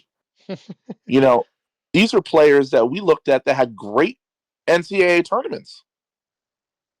And they were nowhere to be found in this game against Duke. A bunch of freshmen who came in and basically said, "No, we're going to the Final Four." Usually, you say some teams lose it. Tennessee lost it. Duke took this. They looked at Alabama and said, "You're not hitting threes on us. You need to beat us some other way," and they couldn't do it. Almost every statistical category, Alabama lost in. They got out rebounded. They had, they had more turnovers, but they didn't. Every category that matters, they lost in. They lost the assist category, so they weren't moving the ball. I don't know what you could look at if you're Alabama and say, well, we let that slip away. No, Duke took it. So again, I'm high on Duke, but I think this game also showed you that they're more than just Cooper Flag. Cooper Flag may get all the attention, but as Nick said, Con Knipple had a phenomenal game. Malawach had a phenomenal game. Proctor had a great game, still shooting lights out on the season. And even if you go to the bench, those are players who the points aren't there, but if you watch the game, Foster, Gillis, both guarded Sears to help contribute to that 2 of 12 shooting. So, And when they were well-rounded. called on to shoot, they made them, or at least Yeah, a good percentage of them. yeah, 6 of 13. So Alabama made more threes, but they took almost 3 times as many and only made 2 more. So, again, ball's in Duke's court. They go as far as they want to go. But Alabama a little disappointed. I wouldn't go bad as you guys saying there's probably a 116 matchup, but I did expect more from an Alabama team, especially with the experience they have, and I think that's probably the biggest letdown is that they were the more experienced team, and with the exception of Cooper Flag, arguably had a better player on the court, not talent wise, but experience wise in every single position. I don't know too many people taking Tyrese Proctor over Mark Sears, but he outplayed Mark Sears. Chris Youngblood, I don't know too many people taking somebody over him, but they outplayed him. Grant Nelson, same. They outplayed him. You could just go down the list, and a Duke player outplayed everybody on that team with less experience. So, kudos to Duke, and Alabama. We'll see you soon next year. Nick, do you have any final closing thoughts on the tournament?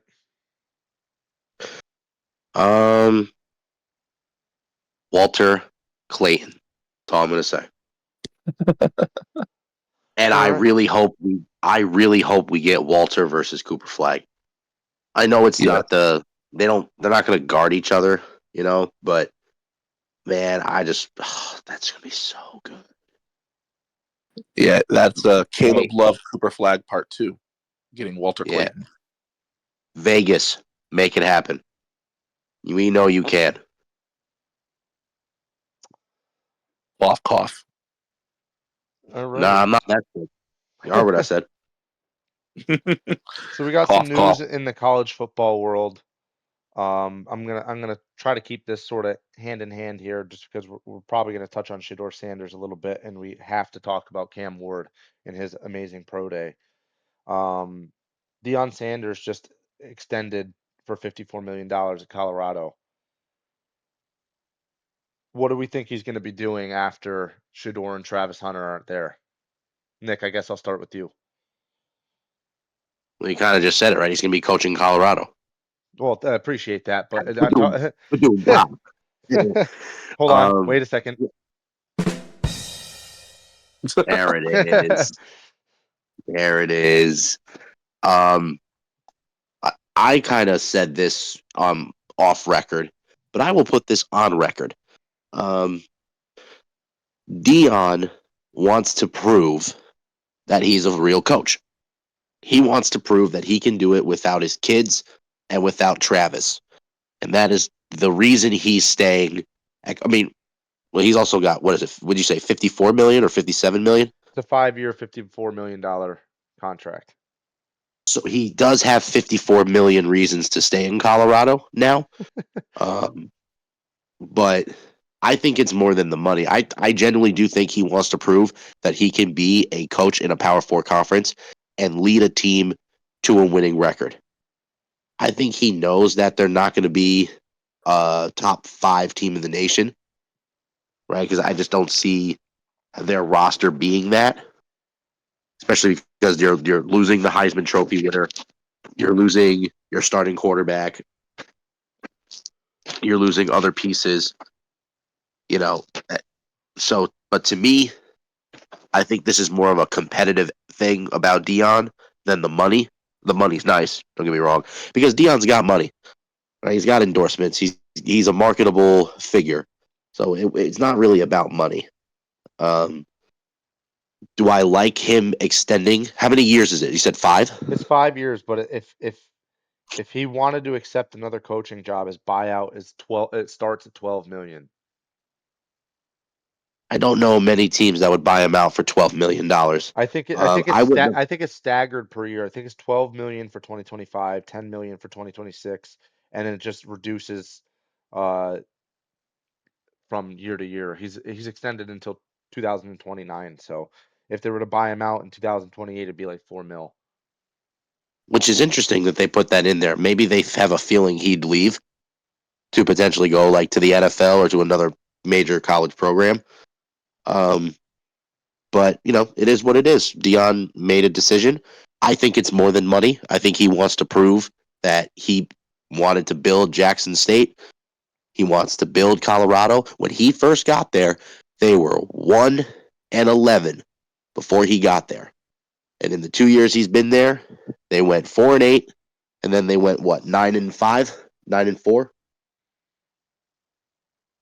So he's done a great job so far, albeit bringing his boys with him. Right, a lot of Jackson State players transferred and all this other stuff. But we'll see what he can do now. This year is going to be the real test. They're definitely going to be an interesting team to watch, just in terms of a media narrative standpoint. Yeah, Because of I know you have a love hate relationship, more hate than love, I'd say, but with Colorado and the whole Dion narrative. What's your thought on the what's your thought on the extension here before we move into the pro days? I think. I mean, I kept my eye on the portal. I know he's getting some. I think he's getting the number 1 quarterback transfer coming in, but the hype has always been around Dion coaching. You chose Colorado because you personally, I feel you wanted to prove you could take something from nothing and do really good with it, which in a way you still haven't proven that because we've only ever seen you coach your sons. So I think we'll learn to judge him this year. I think the university decided we're going to give you 5 years to figure this out, A $12 million buyout. I mean, I think you only do that if you feel there's a team out there who's willing to pay it. Long story short, 9 out of whatever teams in the SEC could end up paying that if they wanted to. Some of the Florida schools could if they wanted to too. So if they want him, that's going to be nothing. I know the SEC coaches' payouts were worth a lot more too. I don't like him at Colorado personally. I'd rather see him at a school that has a better tradition, that needs to be good again, a la a Miami or a Florida State. But that's neither here nor there. I'm anxious to see how he does this year. I don't think he's going to do great this year, but we'll find out. Time will tell. But no, I don't like the hype. I don't believe it was there. Again, you let half the team go when you got there, and then you had a crappy season, so you weren't really justified in letting him go. You could have coached them and still had a crappy season, but then you would have been justified in letting them go. You let people go before you knew what they could do. So I've always held that grudge against him. Again, some people don't agree with it, but you then ended up sucking. So it is what it is. So yeah, that's my love-hate relationship with Colorado. But he's got some players coming in who are pretty good. So we'll see how his coaching does this year. But at the same time, I think he's got to it's 12 teams. You got to make the playoffs either this year or next year, or he'll be on the hot seat, regardless of who he is. So he's got, I think, 2 years to make it. And Colorado's in the Big 12, if I remember, right? They're in the Big 12, not the Big 10. Yeah. So, hey, he's got to beat BYU since they beat him twice. So he's got some teams ahead of him. All right, moving on to the pro days. Cam Ward was the talk of the week with his phenomenal pro day. I think we could all agree that he locked up the first overall pick in the NFL draft. Oh, yes. What do you think, Cam, when we're talking about the quarterbacks in this draft? Did Cam Ward stand out so much at his pro day that it would lower his predecessor, not necessarily I guess it would be his colleagues, if you would call it that, but I guess the remainder of the quarterbacks in uh, this upcoming draft. Do you think his pro day outshined everyone? Yeah. Oh, absolutely. It's funny. All eyes now turn to April 4th.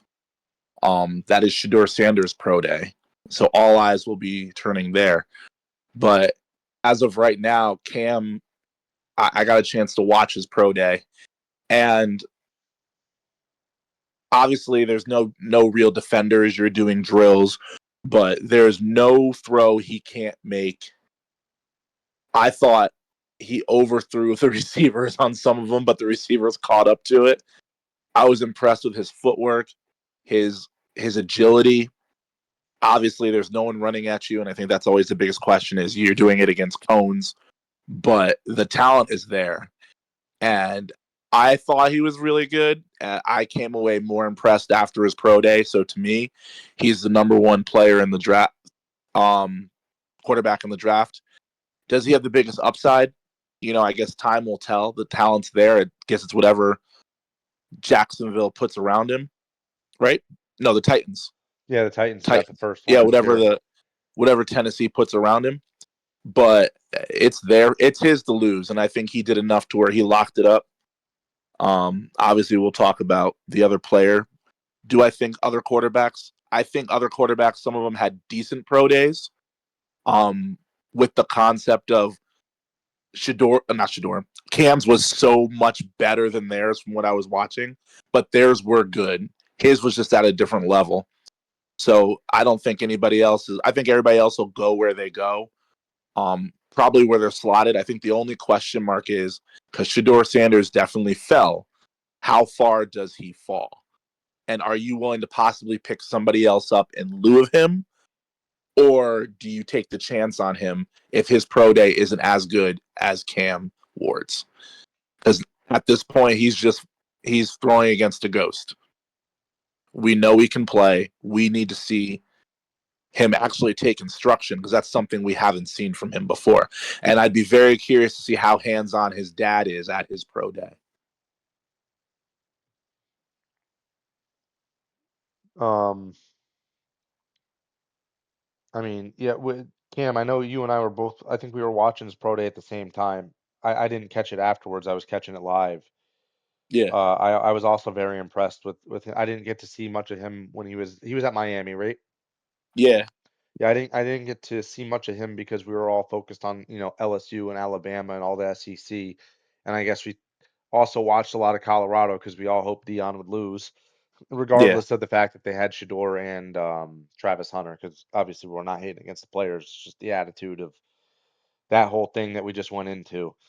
Um, so I was impressed to see that when you opt out of the combine and whatnot, you got to show up at the pro day, and he for sure did. I mean, Yeah. it's a big risk when you do something like that, and he put all his chips on himself, and it looks like that's going to pay out for him. Tennessee's picking number one overall, Cleveland's got number two overall, and the Giants are third. Mhm. Um, Cam, it sounds like you have one more thing to say, or do you want me to get Nick's thoughts on Cam? No, like I said, you said it best. He bet on himself, and I think the one thing that watching a lot of college football this year, not that Cam Ward didn't play with good players, he did. You went to Miami, you played with good players, but he didn't play with a Travis Hunter. He didn't have a Deion Sanders at coach. So when we watched Cam Ward play, we watched Cam Ward throw receivers open. We watched Cam Ward work well with what he had. We watched Shador throw to Travis Hunter. And to be honest, some of the passes weren't there. Travis was that good to get them. Some of the passes were little dinks and dunks, and Travis took it 50 yards. So, and then when obviously Travis wasn't there, he struggled. So we're going to get to see in this pro day what throws Shador can make and what throws he can't make. And then you look and the belief is he your franchise quarterback? I mean, I don't think so, but again, I'm not paid millions of dollars to make that decision. So, I think he could be a good interim quarterback, maybe a good backup. But in terms of handing the keys to the franchise, I don't think we've seen enough of him to be able to do that. As weird as that sounds, I don't think we have at a high level because Colorado to me wasn't the school that was going to get him that ability. So Nick, I want to get your thoughts on Cam Ward. Then after that, I want to sort of, before we get into our mock drafts, before we wrap things up, I wanted to run by a weird scenario for a couple of the early picks. Mhm. So, Nick, what were your thoughts on the pro day? I did not watch Cam Ward's pro day because I did not need to, if that makes sense. Yep, Yeah. it's loud and clear. He he's been my first pick for months now. There is no reason not to take Cam Ward at number one if you're the Titans. Um, yeah, that's that. um, I will say though, I'm glad that he had a great pro day because he did not participate in the combine.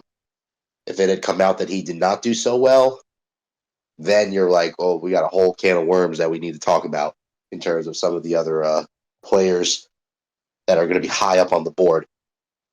What I'm interested in seeing, I think Cam touched on it too. Um, it's not Shador that I want to watch. I want to see Travis Hunter's pro day, which is the same day as Shador Sanders. hmm So I would not be shocked if Travis Hunter lines up at receiver for Shador to make him look better. I was just thinking that. That's really funny. Even though Travis Hunter is declaring as a corner, not a receiver. Um, because remember, he won the Blittenkoff, the Thorpe, Mhm. and the Heisman. He was the most outstanding player, most outstanding corner, and the most outstanding wide receiver. I think Shador's getting a lot of the criticism, and kind of deservedly so, right? You're the son of Deion Sanders. You're this projected top two quarterback in the class, even though I don't have him in my top four. That's just my opinion. My opinion, please, everybody watching, do not crucify me. It is just an opinion. Um, but yeah, I think Shador is under a lot of pressure to perform, but I think, like you said, Dion's going to be very hands-on and very selective of the drills that he does, the routes that he throws, only pinpointing the high stuff that he does. Whereas Cam, full body of work, right? He can throw the short, he can throw the intermediate, he can throw the deep ball on the run, play action, the footwork, the physical measurables are there. He's an all-around talent. There's no reason to not take him number one. Um, in terms of him having the most upside out of all the players on the board, I actually don't think so. I think there's two other players that have more of an upside overall, but that's another argument, for another segment of the show. But he is the top quarterback by far. He should go number one. If he does not go number one, you're going to see, remember that little segment in SpongeBob where they're inside his brain and it's like an office and it's all on fire and Yeah. everyone's going crazy? That's what's going to happen if the Titans don't take Cam Ward number one. It's just going to be this crazy bidding war, and Cleveland will come out actually, Cleveland should just draft Cam Ward too, but it's the Browns, so you never know. But it's going to be crazy if he doesn't go number one, in my opinion. All right, so I'm going to get into my weird scenario here. Can I guess what it is before you say it? Go ahead. Does it have to do with Dak Prescott being traded? No. Okay, never mind. Okay. It All right. has to do with Malik Neighbors being traded. Ooh, interesting. Where? So, Cam, Okay. you'll like this. Would you, if you were the GM of the Patriots, would you be calling up the Giants to give away your first round pick for Malik Neighbors? Because you guys did just sign Stephon Diggs this past week. Mm-hmm. You have some young receivers in Kendrick Bourne who can route run. Mm-hmm. The running back can be addressed in the draft, but you Mm-hmm. want that solidified double number one receiver, right? Or if Stephon is at the point where he's heading downward to a number two. If you're the Giants, I know this is a huge upside for the Patriots. If you're the Giants, I know you signed Russell Wilson and Jameis, but we all saw how they've performed over their careers. It's sort Mm-hmm. of they have a high ceiling, but they never really meet that threshold. Do you try to keep, because if you're Cleveland, we don't know what the hell they're going to do. But let's just say Travis Hunter and Shador, obviously Travis being the big one there, uh, is available at number 3. Do you draft Shador at number 4 to keep them together if you give the Malik Neighbors away to the Patriots? Well, I think that'd be very interesting. But we said that Travis has declared that he wants to be a corner. Yep. But if he has Shador, that might be different. Um. Yeah. Oh. He's entering the draft as a corner, but Dion did too, and Dion played everywhere. I think if you're the Giants and you have your question would be is do you feel Shador is your quarterback? Do you believe in him to get rid of a number one receiver and potentially have 2 1 receivers and Russell Wilson versus a receiver who may play receiver part time and a quarterback that you drafted hoping the quarterback would change his mind and play receiver.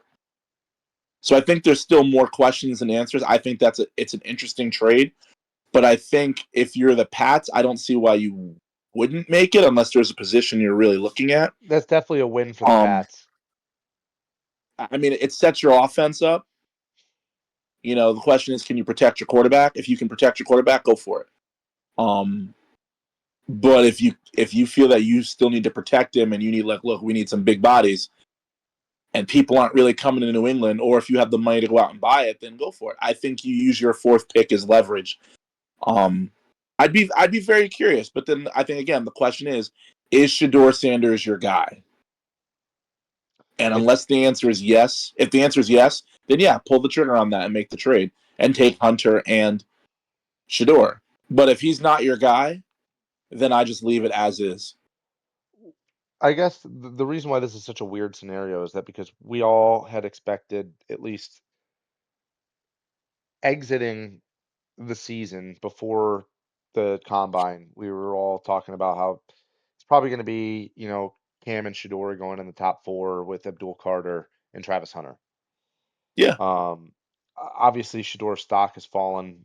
I don't know if it's just all attitude or performance based, and just a mix of the fact that he didn't do the combine. It's like Cam Warren didn't need to do the combine, because, as you said before, he did a lot with nothing.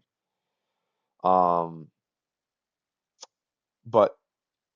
it didn't seem like the Giants are super sold on Shador. That's why they went out and got not one but 2 quarterbacks. Yeah. Unless they're looking to groom the Shador Sanders or maybe a Jackson Dart. Not that they would draft Jackson Dart that high, but you might be looking to mentor a little bit at that point. Yeah, I think that if you're the Giants, you well, how high are you on Jameis Winston grooming your quarterback? Russell Wilson, yes, but you signed Jameis Winston first. So I think your plan is probably to be suspect this year, and then go out next year and get one of the 3 quarterbacks who are probably going to be coming out that are really good. I don't see it happening this year. I don't know if Shador's the answer with Russell Wilson sitting there in the wings. I don't think you pay him to come be a backup unless you've had that conversation with him. But I don't think you draft a quarterback at 4 to turn around and sit the season. So I think, something's got to give, and I don't see them trading up to let Russell Wilson and Jameis Winston just sit there. That's just me, though. I mean, as a Pats fan, yeah, give me Malik Neighbors. I don't care. Yeah. He's really good. It's like getting another number 4 pick, and he'd be happy as a quarterback who's going to throw it. We're happy we got a number 1 receiver. Then we got Stephon Diggs, Yep. and then we still got for lack of a better term, shit ton of money out there. Yep. So I don't see a negative to it from that standpoint, but I see a whole bunch of red flags the other way. Yeah, for sure. It's somewhat of a bad trade in my opinion. But if New York was looking for, they might get, if they're looking for 2 early picks, that would be a way to do it, is to give, one of the teams that are looking for a bona fide receiver like that, they could give them up. But I guess moving Yeah. forward to the mock draft, I'm going to lead with Nick here. Um, we don't need to go in order just for time's sake, but Nick, who are I guess the 2 or 3 teams um that who do you think is the best pick for 2 or 3 teams of your choice in this draft? It doesn't have to be top 10. It could be of all 32 teams. Um, Could be your own. hmm. Who do you want to draft in the first round as an Eagles fan? I don't even know. I think we're taking a DB first round, either DB or an edge rusher. I think it's I've heard rumors that we're going to try to trade up, but I don't know if we will. Um, some sort of DB at the end of the first round, I think is if we trade up, it's going to be for one of those safeties, Malachi Starks or Nick Emenwari. That's what I think will happen if we trade up. That's what I think will happen. But I think, in my opinion, this is just my opinion. Again, folks, please do not crucify me. This is just an opinion. I think the team that is actually sitting in the best position right now, looking at the draft board, is the New England Patriots. The reason why, and by the way, that trade scenario, if it were an emoji, it'd be the poopy emoji that you mentioned. That trade is absolutely not going to happen because the Patriots don't need it to happen. Um, Nope.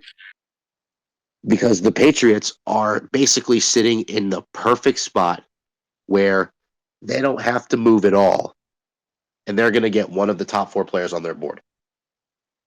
Because if they take Abdul Carter at 4, it's an absolute steal. If they manage to get Travis Hunter at 4, it's an absolute steal.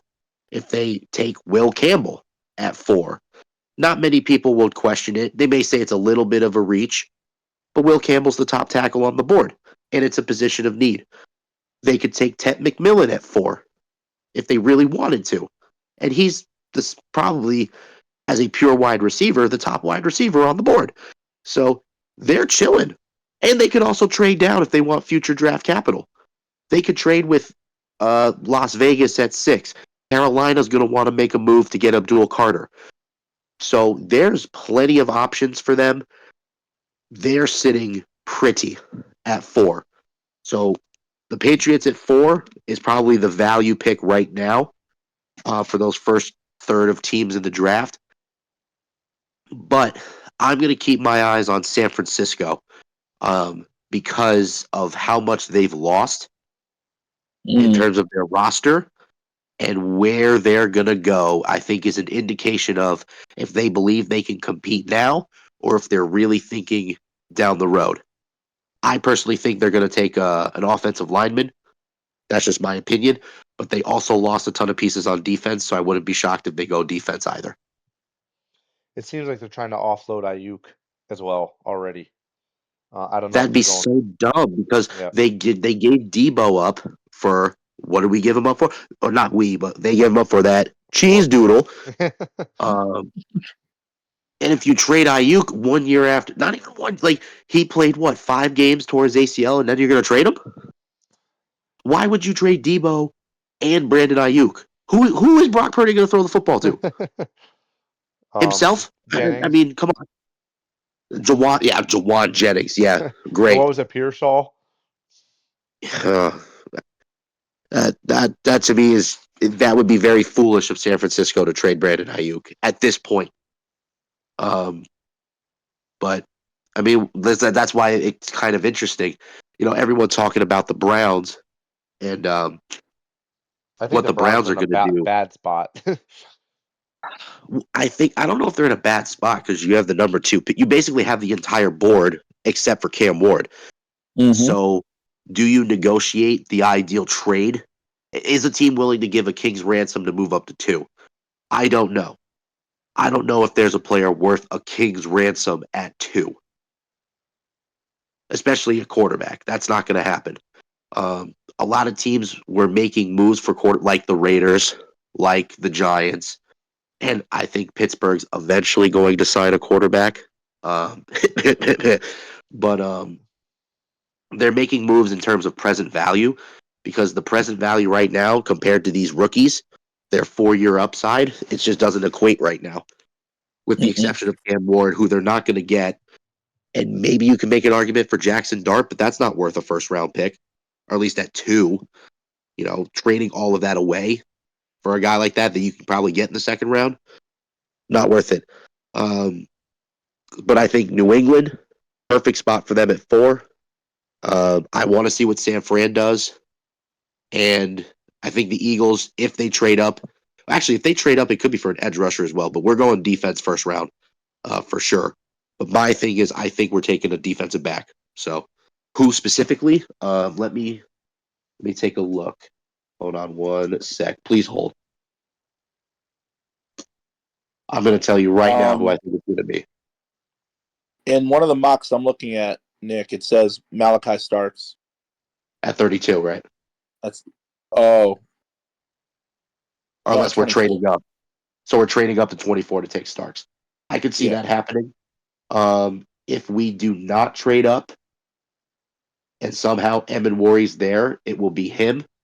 If we don't trade up and both Amenwari and Starks are taken, we're going edge, and it'll probably be it could be Landon Jackson from Arkansas. It could be Nick Scowerton. Um, those would probably be my two guys, and I'm keeping my even though I'm super high on Jack Sawyer. Pro Football Mm. Focus has him going in the second round. I think Jack Sawyer is a first round prospect. That's just my opinion. So we could even trade out of the first round and then get a couple second round picks. Take we take Jack Sawyer. We could take one of those DBs in the second round as well because DB is very deep this year, and so is Hmm. defensive line. So I'd be fine with that if we trade out, depending on who we get. Like Siobhan Ravel is not bad out of East Carolina. Benjamin Morrison stock is falling. I don't know why. Out of Notre Dame. Um, so there's some options in the second round for sure. But if we trade up, I think it'll be for one of those safeties. I'm gonna go next, Cam, just because Okay. I need to get a little Steelers rant going here. Steelers have Shador, had Pittsburgh. no, no, no, no, please no. I don't even think Tomlin even interviewed him.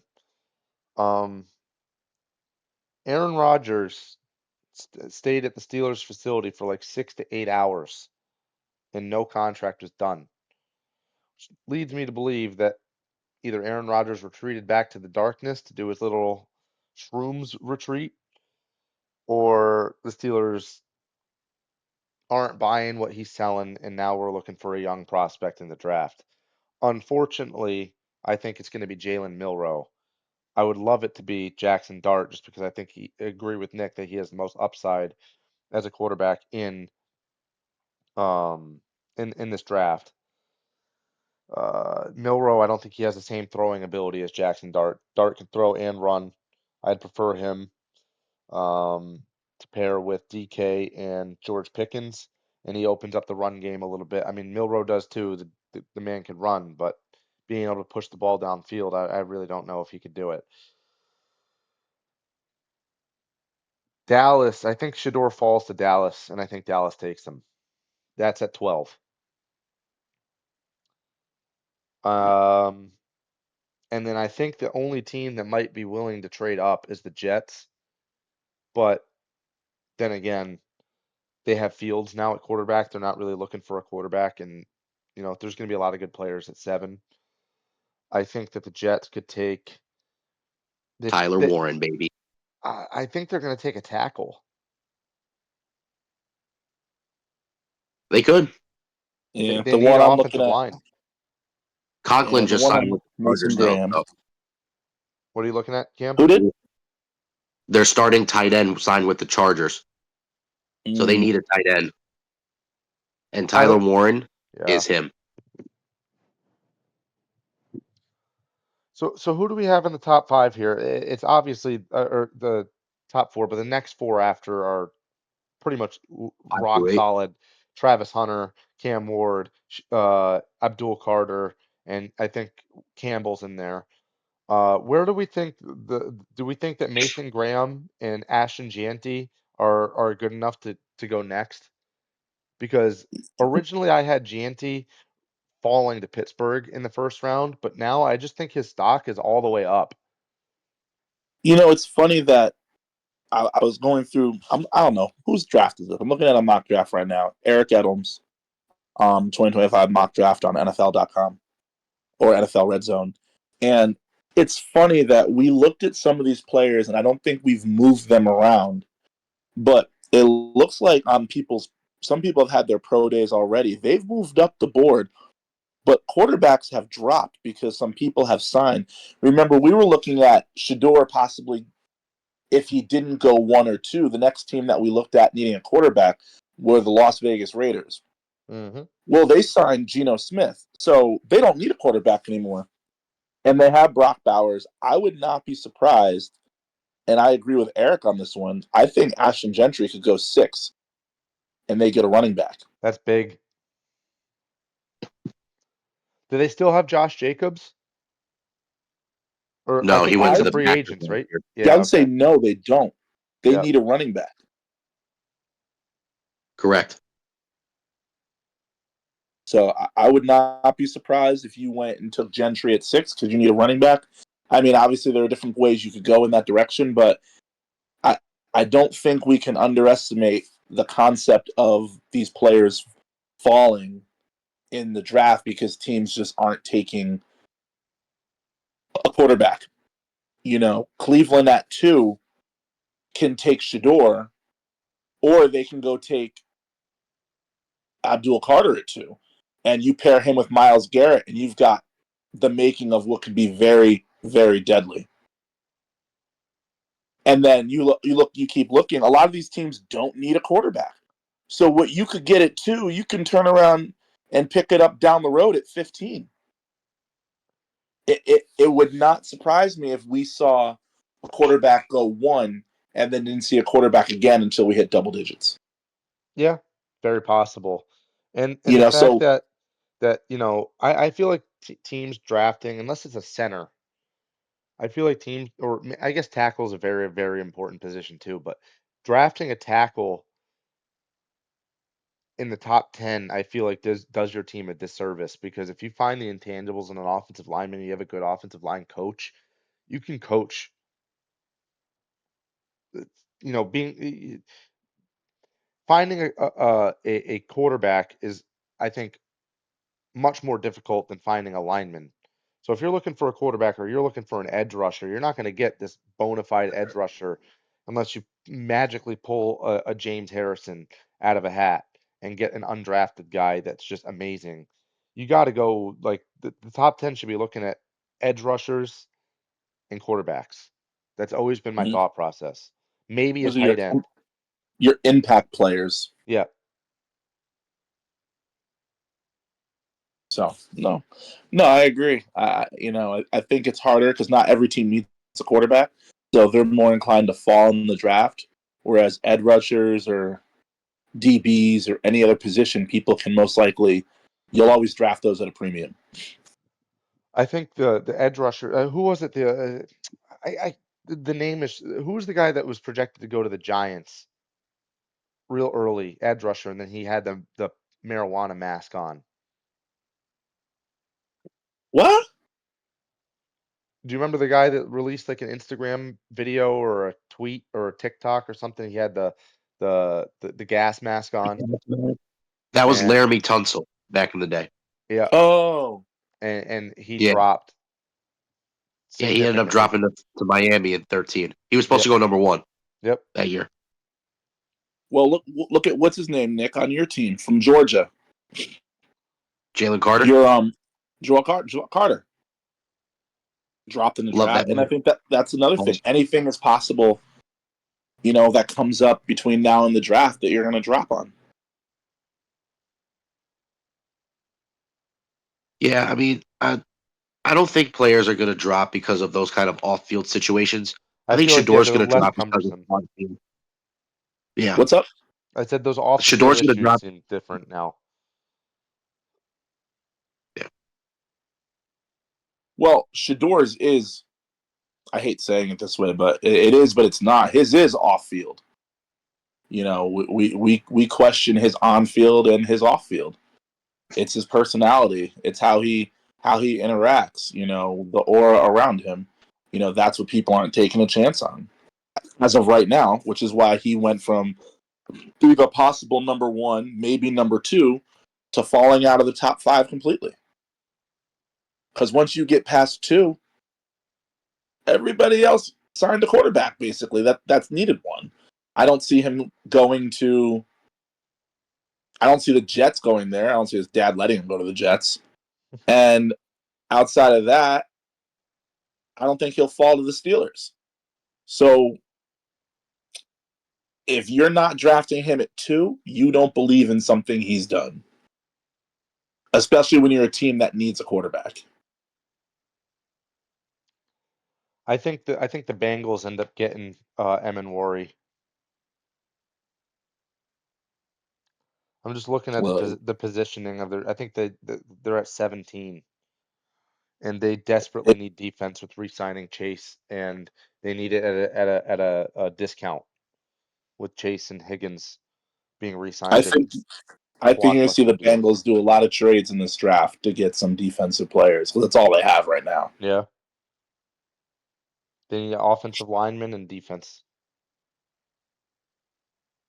I think you'll go with defense first. Yep. Yes, you want offensive linemen, but you still put up about 30 points a game last year without a great offensive lineman. You need to stop people. That's what theirs is, and I think it's a big year for the Bengals. You know, you paid people, now you got to try and get people on a discount, or you got to draft. There is no middle ground. So I'm looking at the dates here. So obviously the actual draft is towards the end of April. Let's It's the regroup at 28th, right? Yeah, let's regroup after Shador's Pro Day, which is this week. So by So next Sunday. next Sunday, we'll have to reassess one more time before we get our actual let's have a real first round mock draft Well, Yeah. yeah, because you for know, next at the end of the Sunday. day, his pro day will decide where he falls. Yep, exactly. You know, you either He go to Cleveland or you go a lot later in the draft. There is no middle ground there. Yeah, So, I, because teams that we didn't expect to make quarterback moves in the offseason, like the Giants yeah, and Vegas, they did. yeah, Hell, the Browns you got know, Kenny Pickett. They might need it. They don't need a quarterback. He's a Super no, Bowl champion. yeah. So if you're Shador Sanders, well, let me ask you this question, and you can table it till next week. Nick, you too. What? If Shador has a bad pro day, should he go back to school? Mm. Well, isn't he out of eligibility? I want to say he's got one more year. Does he have an agent? I think with NIL you can have an agent now. And still go back to school? Yeah, I think you have to a certain time. Mm. We'll have to look into that, but I think a lot of the agent rules have changed with NIL. Well, I'll tell you what, if he has a bad pro day, he's not going in the first round. You think his dad does the LeBron thing? I mean, maybe. Well, he's not going to be. He's not going to be the seventh round pick. He might be a second round No, pick. he'll go like second round, but Yeah. no, yeah. He has no college eligibility. No? Okay, so he's got to go no matter what. He's got to go. Yeah, he better not. If Travis Hunter drops one pass, he's gonna be shaking in his boots. Literally. Oh, man, yeah, I don't. I mean, I personally don't have Shador going in the first round. That's just my opinion. Again, please don't crucify me in the chat, but or in the wherever in the comments. On Spotify? Yes, follow us on Spotify. I just don't think he's that good. I just don't see it. April 4th, Yeah. people. Turn on your TVs and then check us out after. Yeah. Did they say what time it starts? Yeah. Sadly, I think I I'm think assuming during the day, I think it's like 2:30. 2:30. But don't It'll be forget, Colorado, I think, is an hour or two behind us. Oh yeah, is it 2:30 our time or their time? Let me see. Because I was I would curious assume it's about our it. time. Oh, 2:30 their time, so. so it's later for us. It's like 4:30 here. So they're pro. So Friday's the 4th. Yep. Yeah. Wow. Basically 3 weeks before the draft. Well, yeah, well, I think he wants him to be the last thing people remember, or the last thing we hear about. Yep. For sure. So that's why that's probably why they had theirs there. So it says right here, Colorado football announced Monday it will hold its pro day on April 4th and will air it live on NFL Network from 2:30 p.m. to 4:30 p.m. Eastern Standard Time. So actually, our time. 2:30 our time on Friday. Yeah, so I will be at work, but I will be monitoring this pro day. I'll take a 30-minute lunch at 2:30 to start watching. Players will measure it, participate. I want to see if they Hunter who won. I want to see if they say real quick while we're here. If you're Travis, do you work out for your pro day? I think if you're Travis, you do it all. But say you're going to be a top 4 pick, right? So The guy won the you're kind Heisman of Trophy, and he's secured. been so consistent while he's been in the NCAA. So I think no I matter think what, he's I good. think he'll do it to help Shador, Yep. but he doesn't have to. I don't think. I guess while I think Cam's he's going to. while Cam's looking something up, I'll give an update on Baywood's bets. We opened up the DraftKings betting group, and the link will be in the description. I think it'll be easier to follow what's going on in that, and if you join, you're more than welcome to. You'll be able to leave comments in there, reactions, thumbs up, thumbs down. I'll just be posting the link in there. It'll just be easier to track that way rather than me coming back every time a pick hits or when I decide.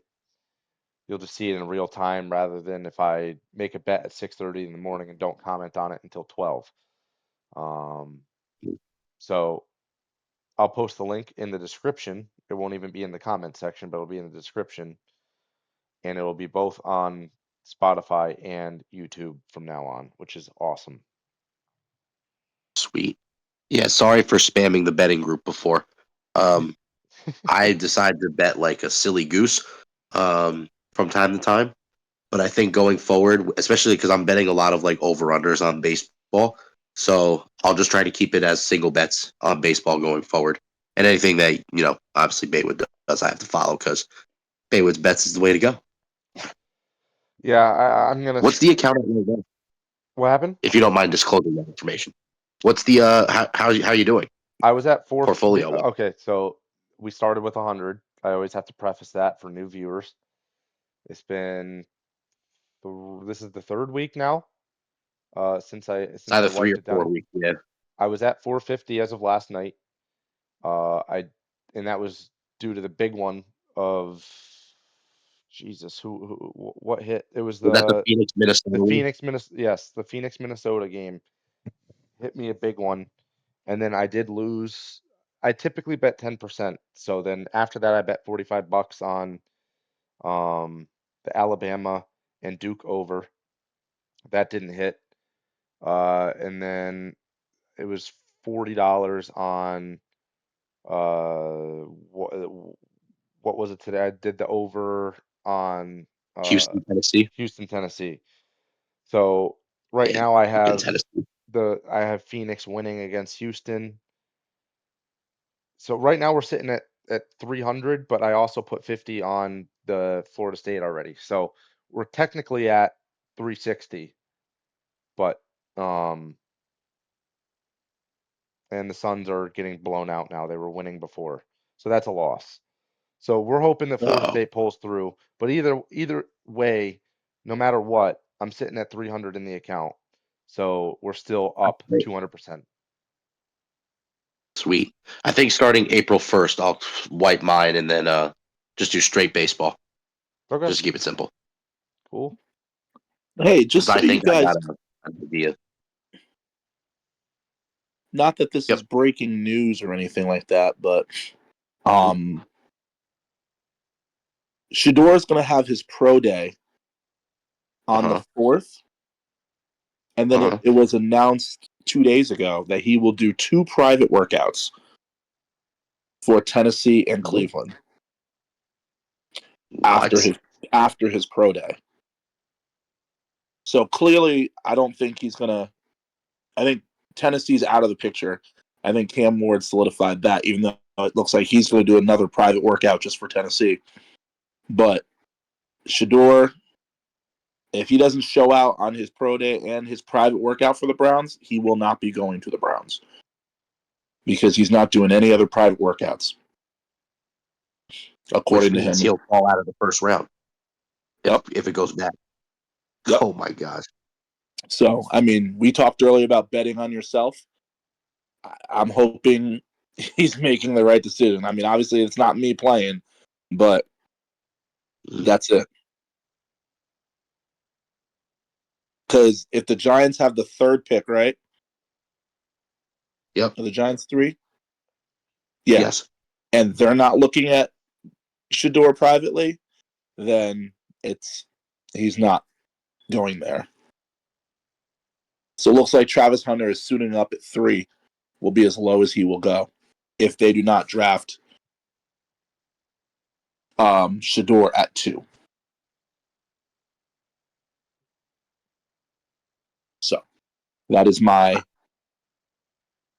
2 cents That that is. I found. Yeah. But real quick, I Interesting. know we're summing up my games of the week. It's Final Four week, baby. NCAA men's, NCAA women's. Watch them. No specific game. They're all going to be good. Watch them. Well, actually, the women's We aren't Final Four yet, I believe. Are they? No, they're they're Elite about to Eight. be. Yeah. But about to be Elite. They're Elite Eight. Though tomorrow sums it up. But men Final Four this weekend. We'll have the first round of Final Four games before we go live next week. So, and we'll find out who our Player of the Years are because you find that out in the Final Four too. So, Cooper Flag, Player of the Year. All right, Yeah, Nick. I'm probably gonna have to agree with that. So Nick, I know we're holding what's up? off on the rant because you're a little under the weather, unless you have something that you want to rip off real quick. But if not, I think this was a great episode, and I'll let you kick it off like we typically do. If you don't No, rant, yeah, Nick, I man. will. Okay, you know what? This portion of Nick's rants is going to be sponsored by Cam Griffin. Please, Cam, let it out. What is on your mind, man? All What's right. got you? What's grinding your gears? So one of the things that have been bothering me is I'm a huge college fan. I prefer college to the pros in every sport. And I'm a huge advocate of paying players to an extent, letting kids go switch schools if they need to. I'm behind all of that. But I do not believe the transfer portal should be open during the NCAA tournament. We should not be seeing kids lose and then transfer a team in less than 24 hours. That shit should not open until after the Final Four and the season is over. I think you do a disservice to the sport. You can now bring in tampering because these kids who are transferring and signing with the school the next day, you know they've been tampered with. It's despicable, and it's in men's sports, women's sports, every college sport has it where the portal is open during their postseason, and it should not be open till the season is over. And that is my rant. I will leave it at that. I'm not going to make it long because we could be here all night talking about it, but that is it. Shut the portal down until the Final Four is over.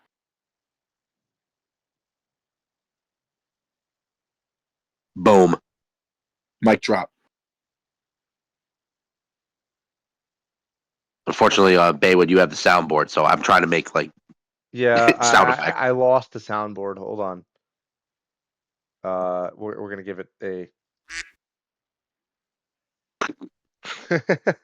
Was that a duck? Yeah. This is what? This is Duck Dynasty out here. Oh God, that's copyrighted. Oh, sorry. No, it is a Duck franchise. Anyway, you guys got any other last thoughts? Before we No, wrap it? no. I think we got a big week coming up with the Final Four on both sides of men and women, and baseball's going to start heating up. I think we got to start touching on hockey eventually because after April April in 20th. hockey, yeah, April in hockey and April in NBA is going to be huge. So we got a lot of sports coming up, Mm-hmm. especially with the draft coming up in the NFL. I mean, there's no shortage. 3 hour shows are going to be easy at this point. Which means for those of you listening, there's going to be plenty of content in the coming weeks. So you're going to get your fill of myself, Cam, and Matt. Um, if you guys want us to talk about anything in particular, we'll talk about table tennis. We don't care. If you guys want our take on something, please leave comments. We would love to include you guys and really get immersive. And I mean, I don't mind talking about table tennis. I think that'd be fun, personally. Nothing But wrong with little ping I could be pong. wrong. Little ping pong all day long. But while I'm at, though, we're going to go ahead and wrap it up for this evening. We want to thank you guys again for tuning in, taking time out of your days or your nights, wherever you may be listening to this, to, hang out with us. Like I said, we do this because we love doing it. We love talking about sports. Sports is our passion.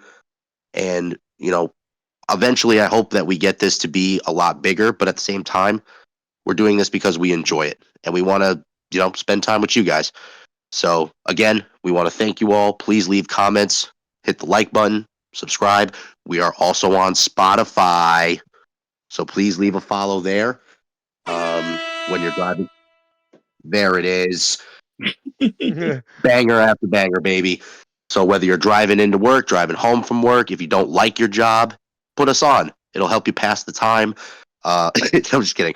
I hope you guys all find what you love to do and enjoy it, because we enjoy what we do too. So we love you guys. Take care, and we'll be back again next Sunday.